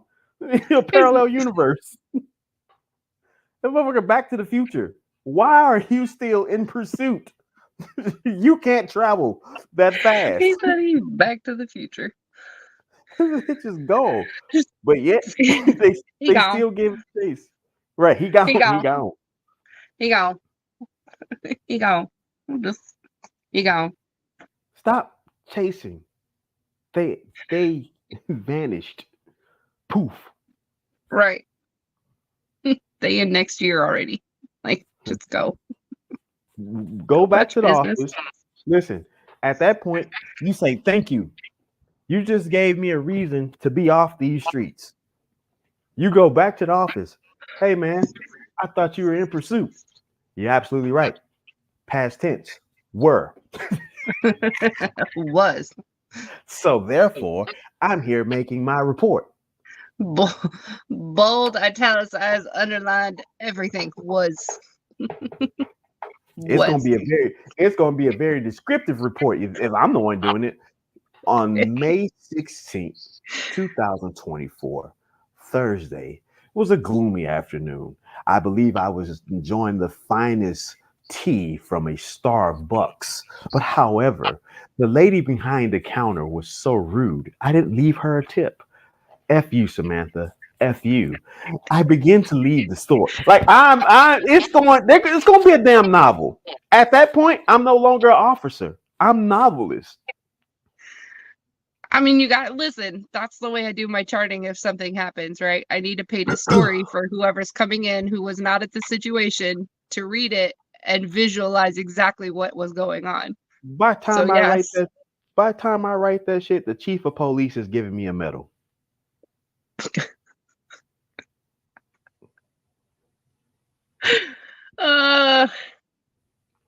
At that point, he says, you know what? You're too good for this.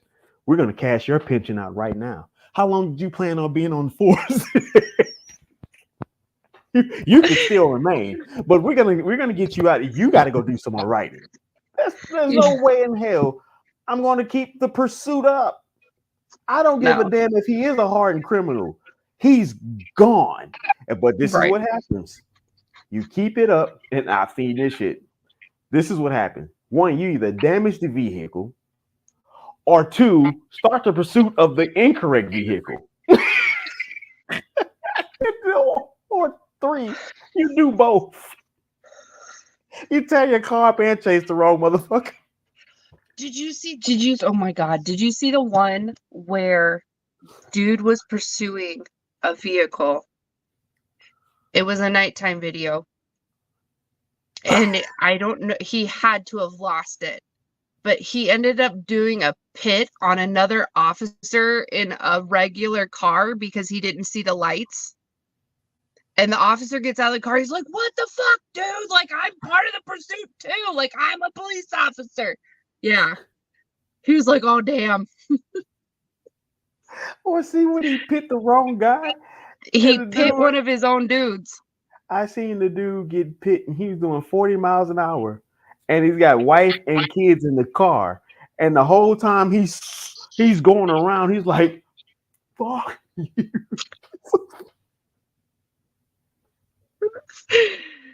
Like, damn. And so the cop's like, oh God, not the right guy.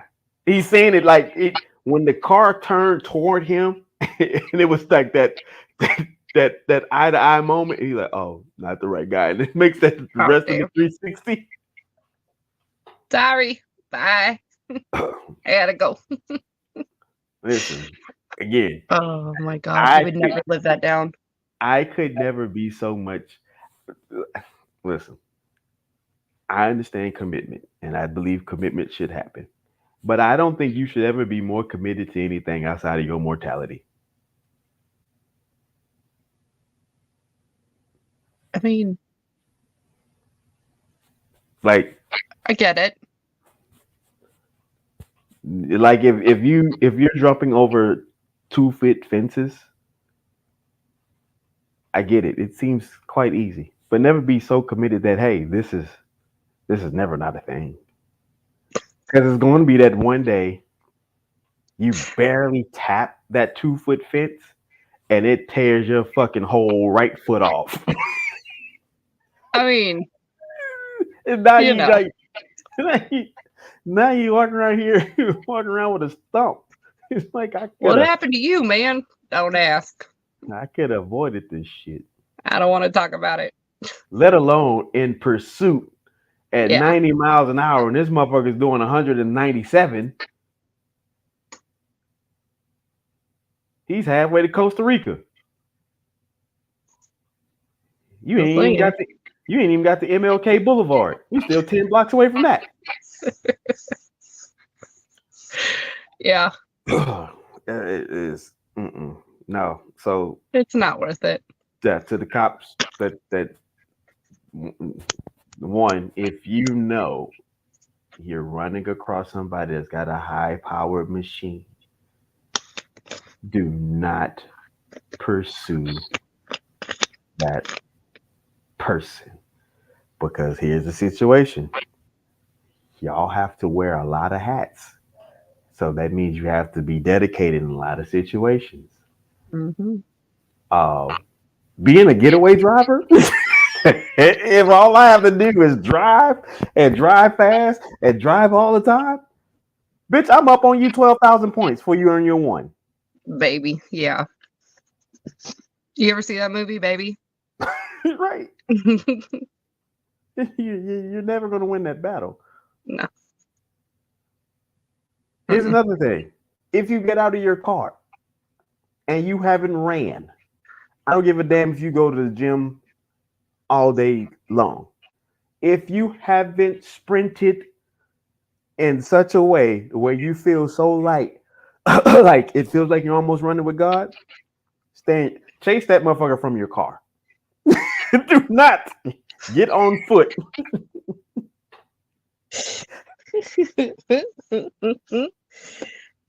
That's about all I'm good for is a good sprint. After that, I'm kind of like a cheetah. I'm good for that good sprint. And then after that, I'm like, holy shit. Yeah, I guess I'm done. Give up. Listen, I'm telling you. Just lay down right here. Count your blessings. They literally gave you a day off with pay. Go back to the office. Hey, man, I thought you was in pursuit of such and such. Correction. I was. I'm here now to write about it. Right. In detail. When you look up and you see it's 15 minutes left, you make sure all your T's and your I's are fixed, and exclamation points and commas and semicolons and apostrophes and quotations are where they need to be. And you cite your sources. When you turn in that wonderful essay, and the mayor calls you the next day at 6 a.m. and say, come have coffee with me, because he wants you to write his speeches for the duration of the year. I'm going to promote you for a second. Come here. You're going to make me look good. that badge is beneath you. Throw that shit to the side.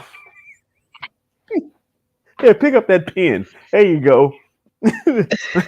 Let's write some policies. This is the idea. Write it so it sounds good. And it makes me look better. All right. Our department's struggling. All right.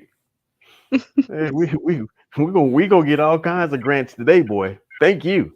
You've made this possible. We about to be best friends.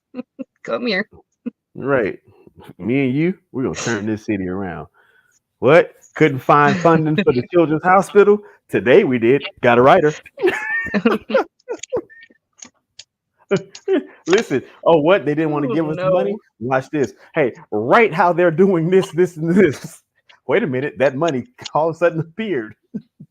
And it happens to be 10 times more than what we asked for. Oh, no. Now we have a surplus. Right. We have a plethora of money. Hey, listen. Count your blessings.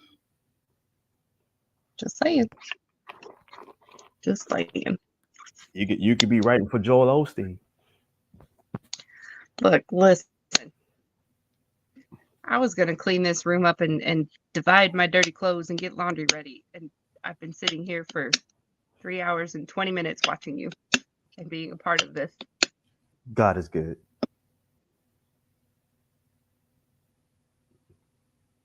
God is good. Either that or I need ADHD medicine. I don't know. Nah, It was God like, is "Ooh, good. shiny." Squirrel. It's a spoon. It's a spoon. It's a spoon. It's a spoon. Oh my gosh.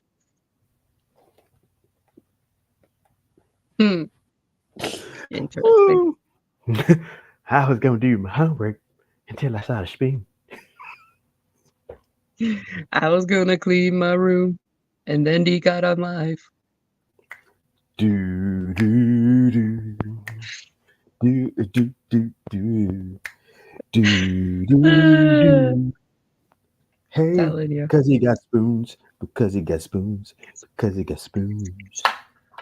Spoon. Ba-da-da-ba-ba-da. It's a spoon.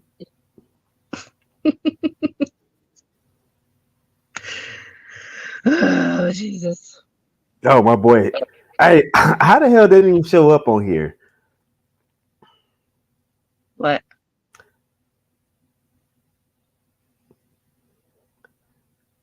Like, somebody commented from Facebook, but it didn't show up here.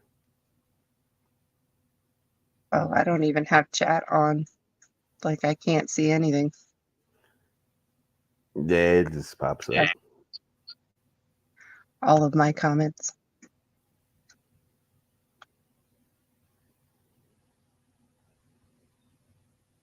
Because, like, on my end of it, like, you and I are up here, and then it's your little scrolling marquee, and then there's a little screen of me and my name, and then it says you're in the show, and everyone can see and hear you. I don't have anything underneath it.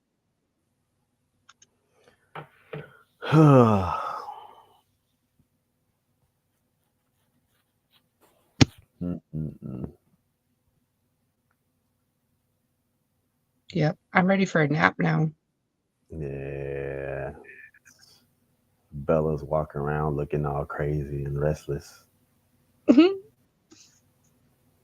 still around. Bella, come say hi to Jules. Look. Come on. Come on. Come say hi to Jules. Say hey, Jules. Aww. It didn't think you would like claw my clothes, but say hey, Jules. Aww. Kitty meow meow. Yeah, she's still around. Miss my cat. Still an asshole. Miss my cat. Like, this is the only cat that walks up to you and wants her ass rubbed. Like, It's soothing for Oh. cats to rub their butts. did she finally let me rub her head for once? Because there's not a time that ever just that end up with her ass like in the air. Ass whore. Look. I was gonna say, be careful. You're gonna end up looking like I did a couple years ago. What was that? Listen. I do have a way, but it might take a minute. But I was at my friend's house. We ended up going out. They were in the middle of moving, so they like packed up their house and they weren't at the old house. And so they had two cats. Well, one of them was an orange cat, like a tabby cat. And this little shit, he was with one of the owners, and then he jumped up on my lap, sat down. I didn't make any sudden moves, no loud noises. I was just sitting there petting the cat. I went like that, and that little fucker gave me a kiss with its teeth on my face. Oh no. And when I tell you I had a black eye swollen shut. Woo! And then I had my cat Patch. He, like, towards the end of everything, he was only 3, and I think it would have helped if I would have gotten him neutered, but he, like, in 2 weeks attacked me unprovokingly. Yeah, it was bad. I always want to take the man's balls.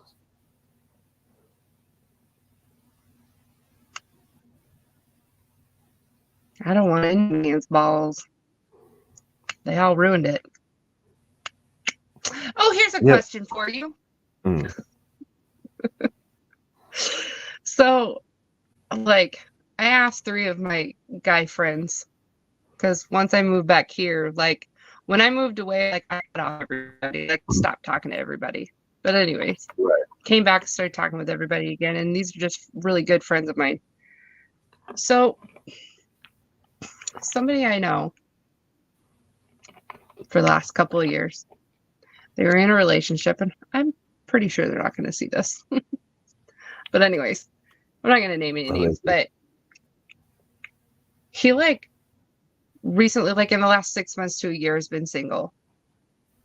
right? So now he can say what he's always wanted to say, but like couldn't say because he was in a relationship. Mm-hmm. And so there's no normal, decent conversation. It's all sexual conversation. So in my head, I've sat One-sided? here numerous, huh? One-sided? Yeah, Okay. yeah.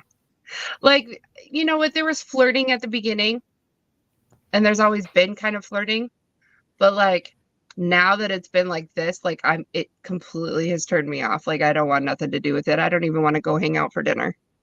Right. But like I've stated, like that's not going to happen. I don't want anything. I don't want to date nobody. I don't want to try anything with anyone. I don't want nothing from nobody. Leave me alone. But like every time a message pops up, like it starts out fine and then it's like not graphically on the sexual terms, but like, well, you know, if I was going to do anything, I'd do it. It would be with you, and that's all I want to do. Anything with anybody, and da da da da. But it's not going to happen. So quit saying it. So like, why, besides being a horny toad, do men make things so sexual all the damn time? I'm not saying every man, because not every man does it. No. But you don't have to explain that. It could be the actual form of depression, honestly.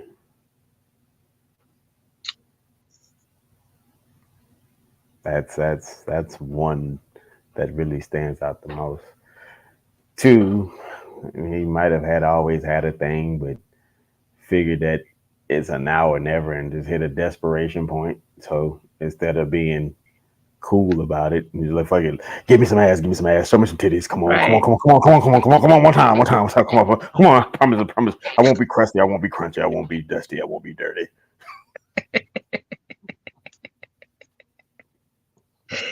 But this is not a slap of Shankies on it and it's gonna resolve itself. Like Shankies won't fix it.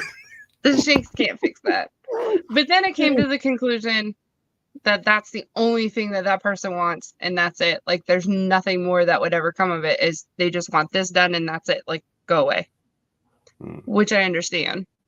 But like I'm not the person. I've already told them that. Like I'm not the person. I'm not going to be the person. Like go handle your business. Go take care of your business somewhere else. It's not going to be with me. But it keeps being that way. So I'm like, I'm just trying to get like different points of views of it. Like why would a man make something sexual all the time? Hell, the obvious point is because he wants to skin, but you know, and the chances of somebody just making sexual references that often and not want to do something. Right. And I get it. Trapped in the room with Rihanna. Yeah, I've always wanted to just sit here and roll my shoulders towards you, and then get there and like, right. I get the occasional like somebody says something, it triggers something sexual, or somebody like makes a smart ass comment. Like I get that. Like I do that, but like, can we just have a conversation? Just let it go. Sometimes you gotta. Some people gotta work stuff out. Like it's fucked up. They gotta work stuff out. It's the realization hadn't set in with him. It then probably has set in. It's just still like a blind hope. Like maybe she might be a little frisky today. Let me roll the dice. Is it Friday? Maybe it's Freaky Friday. Is it Wednesday? Maybe it's Wet Wednesday. Is it Thursday? Is it Throw It Back Thursday? Like just trying to just like you monk it up Monday. No, it's not. It's just such a turn off. Take that, like, no Diddy Tuesdays. Yeah, no. It's turn off Thursday. Turn off Tuesday. Like fuck off Friday. Won't happen Wednesday. Slap your mama Saturday and Sunday. Maybe somebody else Monday. I don't know. It's not me though. Oh God. I'm just kidding. You just gotta leave people to their own devices at that point. I've had a few occasions like that. And just like at first I was like, yeah, I wouldn't mind, but then it just got it's like we ain't even got to do anything. Shut the fuck up, chick. Right. Like seriously. So it's like, you know what? I'm cool. Yeah. I'm good. Yeah. Yeah. It's whatever. Leave me But alone. at that point, I didn't. What I didn't wonder why. Nor did I continue. Like once it got to the point, I'm like, because it wasn't even like something you would like look forward to. You know, like you wouldn't have minded, but it wasn't anything I was looking forward to. Right. And it got to that point where it was like, nah, I'm cool. Yeah. Yeah. I'm cool. Yeah. Yeah. Like I'm good as I'm holding a pair of scissors. It was just I'm good. It was cut off. It was cut off discussion. I didn't block them. I just unfriended them like on like anything that was around. And so yeah, like just maybe because it was like that grace period. Like I know you've always been cool until that one point, but it wasn't. It was a turn off, but it wasn't a turn away from like all of the cool casual discussions that we always have. Yeah. So I was like, well, maybe it's people don't handle breakups like they used to, right? It was like, oh man, it'd be all right. You give them a couple of weeks, and they'll kind of like figure out some stuff and go from there. People handle breakups like a fucking divorce. Like that should be like, bitch, are you losing weight and hair? Like, are you being taken to court? What's going on? Right. Did you get married and didn't tell us? Right. What happened? Oh yeah. Oh Something's got to stop. You're aging from this situation, and are you telling? Do you have secretly have children somewhere? Is there a custody battle? What's going on? I need details. Right. It's like, no, we're not together no more. Honestly, listen, that totally happened when when me and my kid's dad broke up. Holy shit. I was sitting there, I was talking with my mom, and I don't know if she'd mentioned something or what, but I was like, I mentioned my weight, and she goes, yeah, that's called the divorce diet. What? It's called the divorce diet. You go through like a major like breakup or whatever it is, and your body just starts losing weight. I'm like, that's a thing? She's like, yeah. I was like, okay. Like all motherfuckers is unhealthy trying to get into relationships. Break up with me. Right. Like, I need to lose some weight. And then it's funny now that I think about it, because I just weighed myself, and since I've been back, which is going on a month now, but like I've lost, like just in the last couple of weeks, I've lost almost 3-4 pounds. Not bad. Okay. Not bad. I mean, 3-4 pounds is better than 30-40. I mean, now then I would think there was something medically wrong with me. Like I should probably go get some help. There's something wrong. Maybe I'm a little crunchy. I'm a little too crunchy right now. I need to go get something. A little crunchy. Go get some help. Weight falls off every time I take a step. Right. That's called you got a tapeworm. You drank the worm, didn't you? Yeah, I did. Damn it. Yes, it's funny how people handle breakups these days. Yeah. Like, I don't want to blame social media, but the people on social media are no fucking help. Like, have you ever noticed how cities are all starting to look alike? Yeah. Everybody has a town center that has fucking condos or apartments above a shopping center. Yeah. And it's all starting to look alike. It's like, hey, I thought I was leaving Austin. Right. Why am I still in Austin and I drove 4 hours across the state? Right. Yeah. No, this I is get it. Dallas. This is definitely Dallas. No, it's not. No, No, it's no, not. it's not. No, it's not. It's just getting bad, right? And then you leave from there and go to Shreveport and like, you guys have a town center. Yeah. Okay. And it's happening so much and so often. It's like all these places are starting to look alike, and so many people are starting to move alike. Like, you know, how chicks are starting to like all get the same hairstyle regardless of what fucking culture they come from. They're all wearing umbrellas on their faces, and you know, at least Bianca's honest with hers.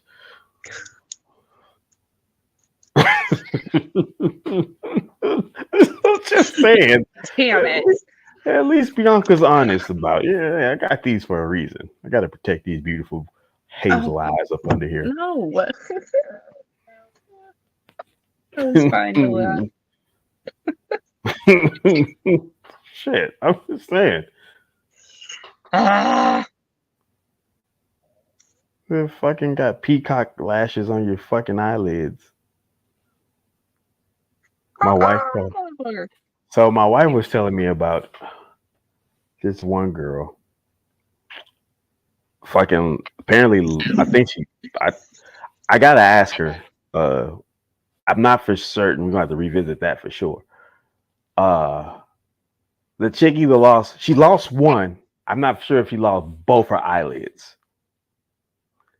So the grand scheme of it all was to fucking go get chinchilla fucking fur for lashes, and something was on it. And I didn't tell my wife. I'm like, that's part of the reason why I'm like, I don't understand why they do that shit, because one, you already naturally have mites that live around your eyelids. And if you're not careful with how you're just taking care of that on a daily, sometimes them bitches could be like, we here, bitch. Right. So you take that natural combination you already have going on with a chinchilla that you don't know what all they have been. Do you know how a chinchilla cleans itself? No, I don't. It cleans itself with volcanic ash. You have to get volcanic ash to clean a chinchilla for him to bathe himself. My biology teacher in high school had a chinchilla in the room, and one day he was grooming himself, and he was like, "That's volcanic ash." I mean, you can look it up, but don't quote me on it. But they do bathe themselves in ash. No, whether it's volcanic or not, it's ash. Here's the situation: it's fucking unknown to you as a human being. A lot of people don't know. They're just now finding out today. Like, you have mites around your fucking eyelids and shit that just already there, right? That's already a wake up call for them. So one of the proudest moments of my life was when I was at the liquor store. This young girl walks in. Pretty, very pretty. Oh, I won't forget to see. She was very pretty, but she was very young. And I asked her, I said, you like those lashes? She's like, I mean, I don't mind it. I think it's cool. I said, you know the history of those lashes? She's like, oh, it's just good cosmetic. It's makeup. I was like, well, yeah, you want to look up the term cumbrella? And she's like, want me to do it now? I said, hey, you're here. I'm here. I mean, if you're free, go ahead. She opened up her phone. Cumbrella. And then she saw a visual. She's like, oh, no. She said, look. She said, Jules, she said, no. She's trying to take the damn thing right then and there. And Rip the 'em glue, and the glue. Here you go. Chinchillas bathe. Chinchillas bathe by taking dust baths a few times a week to remove dirt and oils from their fur. In the wild, chinchillas use volcanic ash from mountains of South America for this purpose. Dust baths also help distribute natural oils, remove debris, and keep fur silky soft.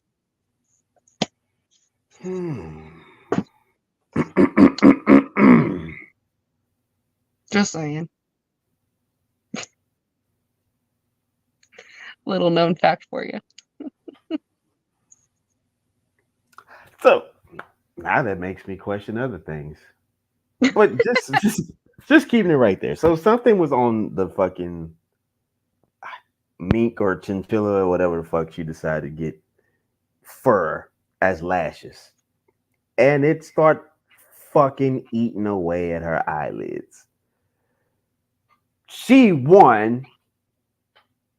doesn't do the thing you would think you would do. Hey, this shit ain't working. Take it out, rinse it out, go to the ER. No. Oh, shit gets fucked up. You know, you gotta look good. And fucking meanwhile, between time, you start to look like the fucking the little, what was it, the Furby doll, the little Furby dolls, like that when you plug them up or whatever, the fucking lids, instead of that shit, like instead of like that, you know, when that lid part would crack, that plastic piece would crack over the lid and it's just the lash. That's where it's starting to get bad for you. And now it's like your lids are there to protect the moisture that your eyes need. And I don't know how you handle life without eyelids.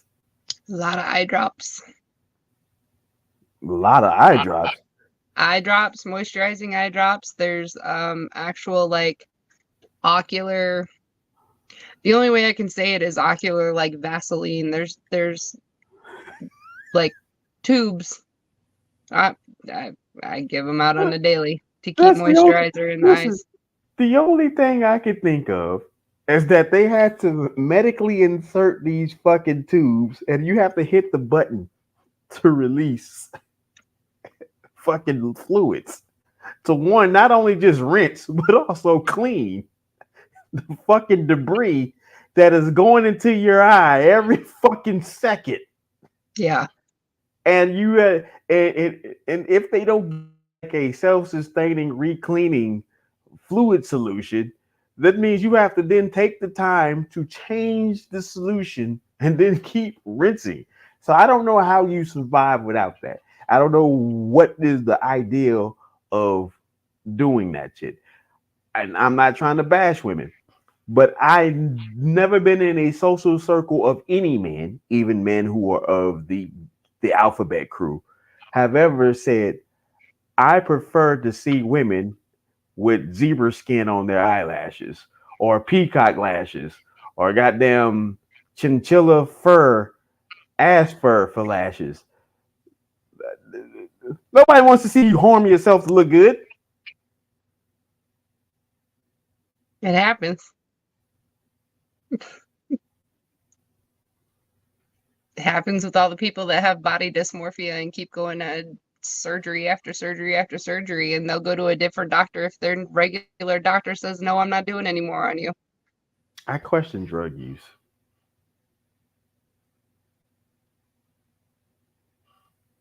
You know what's funny is that if they're going to go do surgery on your stomach, they send you to a psychiatrist to then to approve that, right? But they don't do that when they're going to go fucking fuck with your brain.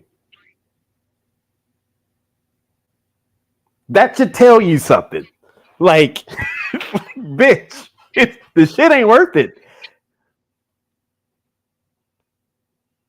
Those are two totally different like situations, right? If somebody's going in for gastric bypass, there has to be a reason psychologically behind it all that you became this large of a person. Well, but then And- some people, I've had clients that fucking do. I can't tell you the amounts of abuse that I've avoided issuing out to people as a personal trainer. I had a chick 160 fucking pounds, lean.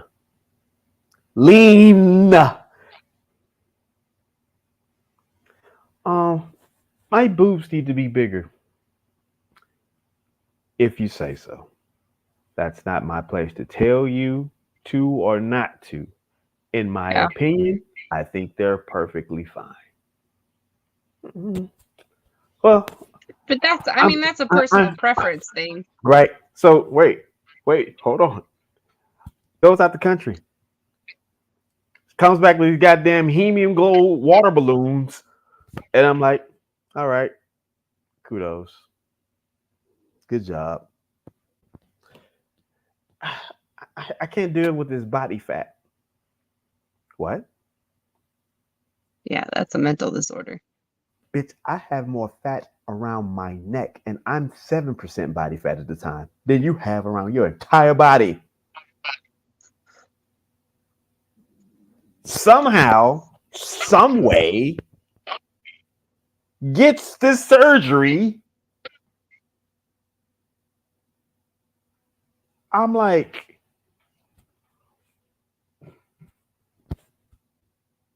at that point, listen, I'm going to refund you back 2 months. Why? Something happened? I can't do anything with you. I can't. Yeah. Yeah. And I've had that happen. And this is the craziest shit. You would think it would be the ones that you know that, hey, there's an obvious point that you could use that. But they were not the ones. Yeah. They were the ones like, fuck that. Grit, grind, and hustle. I want a little muscle. I say, you know what? It is what it is. 4 a.m., 4 p.m., 8 p.m. Can you commit? Yeah. Okay. I'll take care of you. And they committed. And they are walking around here. They're not the leanest people, but they are the healthiest people. Mm-hmm. Because the really what it was the relationship to self. Yeah. I couldn't help anybody that didn't have a relationship to themselves. Like women used to come to me, oh yeah, I can because I'm trying to get sexy for the summer. I say, well, that's a bad thing. What? You don't get people sexy? Absolutely not. No, I get people healthy. If you wasn't sexy when you brought your ass in here, you ain't gonna be sexy when you leave out of here. So you're gonna be an unsexy motherfucker with abs.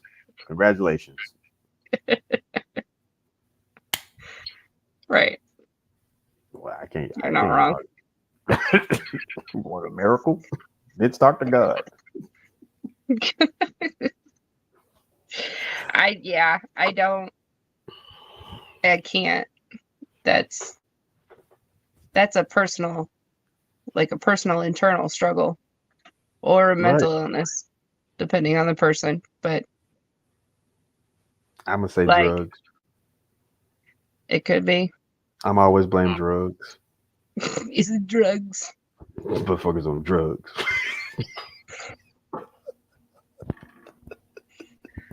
Like, I look at myself now and I'm just like, oh God.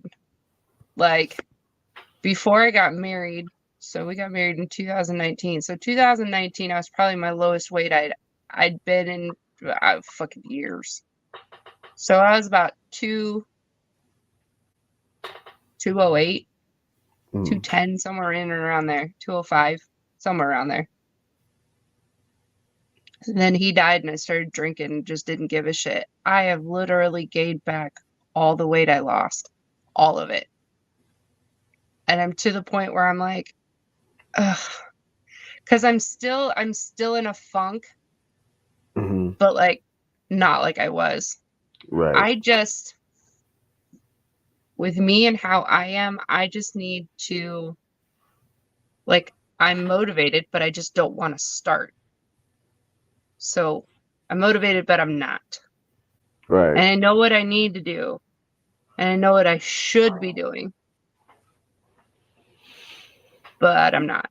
You just gotta map out a plan. It's time management. I mean, for real, you just fucking move back to Omaha. The fuck you think you're gonna just right? First thing on the bike, like you can't find a gym. First, I gotta get the fuck out of this basement. Look, listen, there are so many times where I'm like, okay, my daughter works at 10. I'm just gonna go somewhere after I drop her off and go for a walk. Right. And then I just come back home. I'm like, I don't know how many mornings I've done that, and I'm like, no, I'm just gonna go back home. You know what? You should play BBL Drizzy in your ear when you drop her off and you step out the car, because you're gonna feel like doing a little jig, and then when you do a little jig, you're like, you know what? This is a good song to walk to. That's probably what I should do. I should probably do that. I have Amazon. I think I should just go on and find some good songs to just go walk into. Some like upbeat, get your shit together music. Because like in like when people say that you can feel every pound that you've gained back, I feel every pound that I've gained back, and it sucks. Like I hurt way more than I used to, and it sucks. I mean, my clothes are still fitting me, so I don't know, it's whatever, but like I literally, let's see, I weighed myself. So yesterday when I weighed myself, I was 235. So even if I lost 15 pounds, like I'd still be happy. Like me losing the 3 or 4 pounds lately that I've lost unknowingly, I'm like, oh shit, fuck yeah, let's do the damn thing. And then I'm like, okay. I got. And then I'm like, no. We're gonna start this shit right here, right now. The wait is over.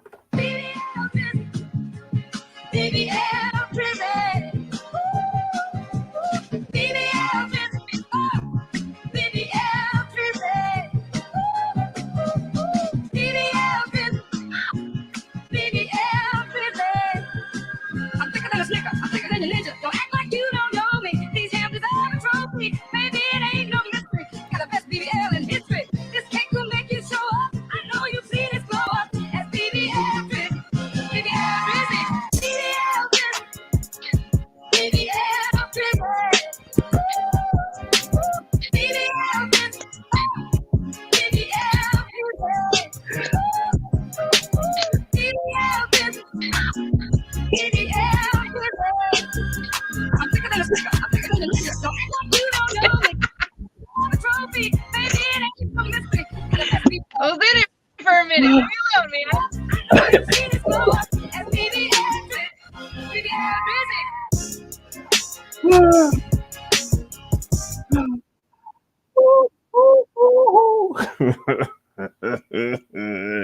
Metro Boomin's childish. I feel bad for Drake, because in 20 years he's gonna be 50. It's just gonna come on and like, yo, it's you. You're BBL Drizzy. I'm fucking Drake. My name's fucking Drake. I'm goddamn Arby Graham. Damn it. Whatever, BBL Drizzy. Sit down. Damn, man. Oh goodness. Oh well. What a time in history. What a time in history.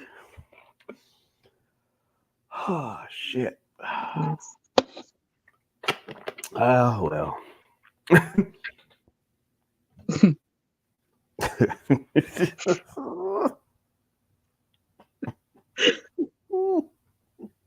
That fucking gonna suck, yo. You're be damn near 60 years old. And some fucking little snot-nosed teen will come up to you. Oh, you're BBL Drizzy. No. Oh, bitch. I would shoot Metro Boomin. To fucking shoot him.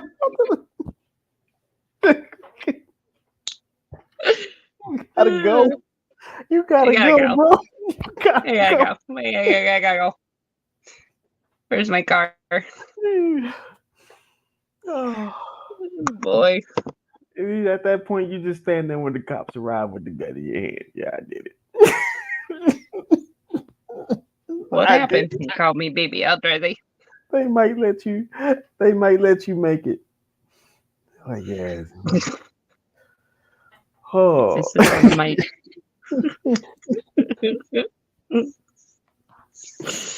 Oh boy. Oh man. Anyways, yeah, it's been a good time. it has been. We've covered many paths of life for sure.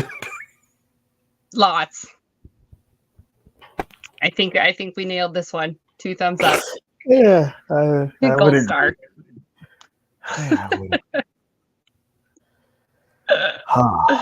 Any closing words? No. No. I'm gonna say this. For those that are here that like to follow people on YouTube or whatever, me personally, I probably have a collection of subscriptions and shit. Just because I heard that person was cool when I saw him. So please, by all means, do the same for me. Subscribe to T-Max_network. We greatly appreciate it. Oh, Lord. If you're looking to be a content creator, new panelist or sponsor, just got a suggestion for the show, a topic you would like to hear us talk about, go ahead and email us at tmaxnetworkllc@gmail.com.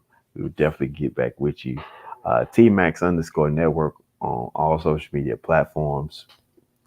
We look forward to really just networking and having fun.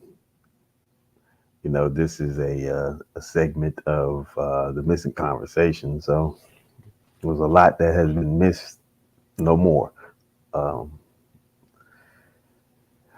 Bianca, I don't know if you'll ever see this or if it ever lands in you, but I'm rooting for you, Bianca. And Jules is too. Absolutely. And for those that are not Bianca, but in that all the same Biancas in the world. Yeah, so I'm just rooting for you. You know, it's Absolutely. easy for people to talk shit about you and put you down, but a lot of times those motherfuckers be the same ones doing the exact same shit behind closed doors. Yep. At least you're getting paid for it.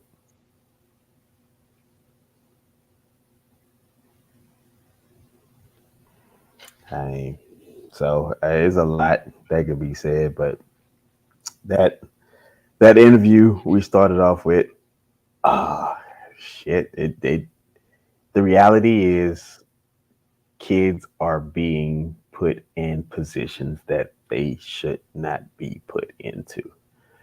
They're not allowed to be children, and that is not children's fault.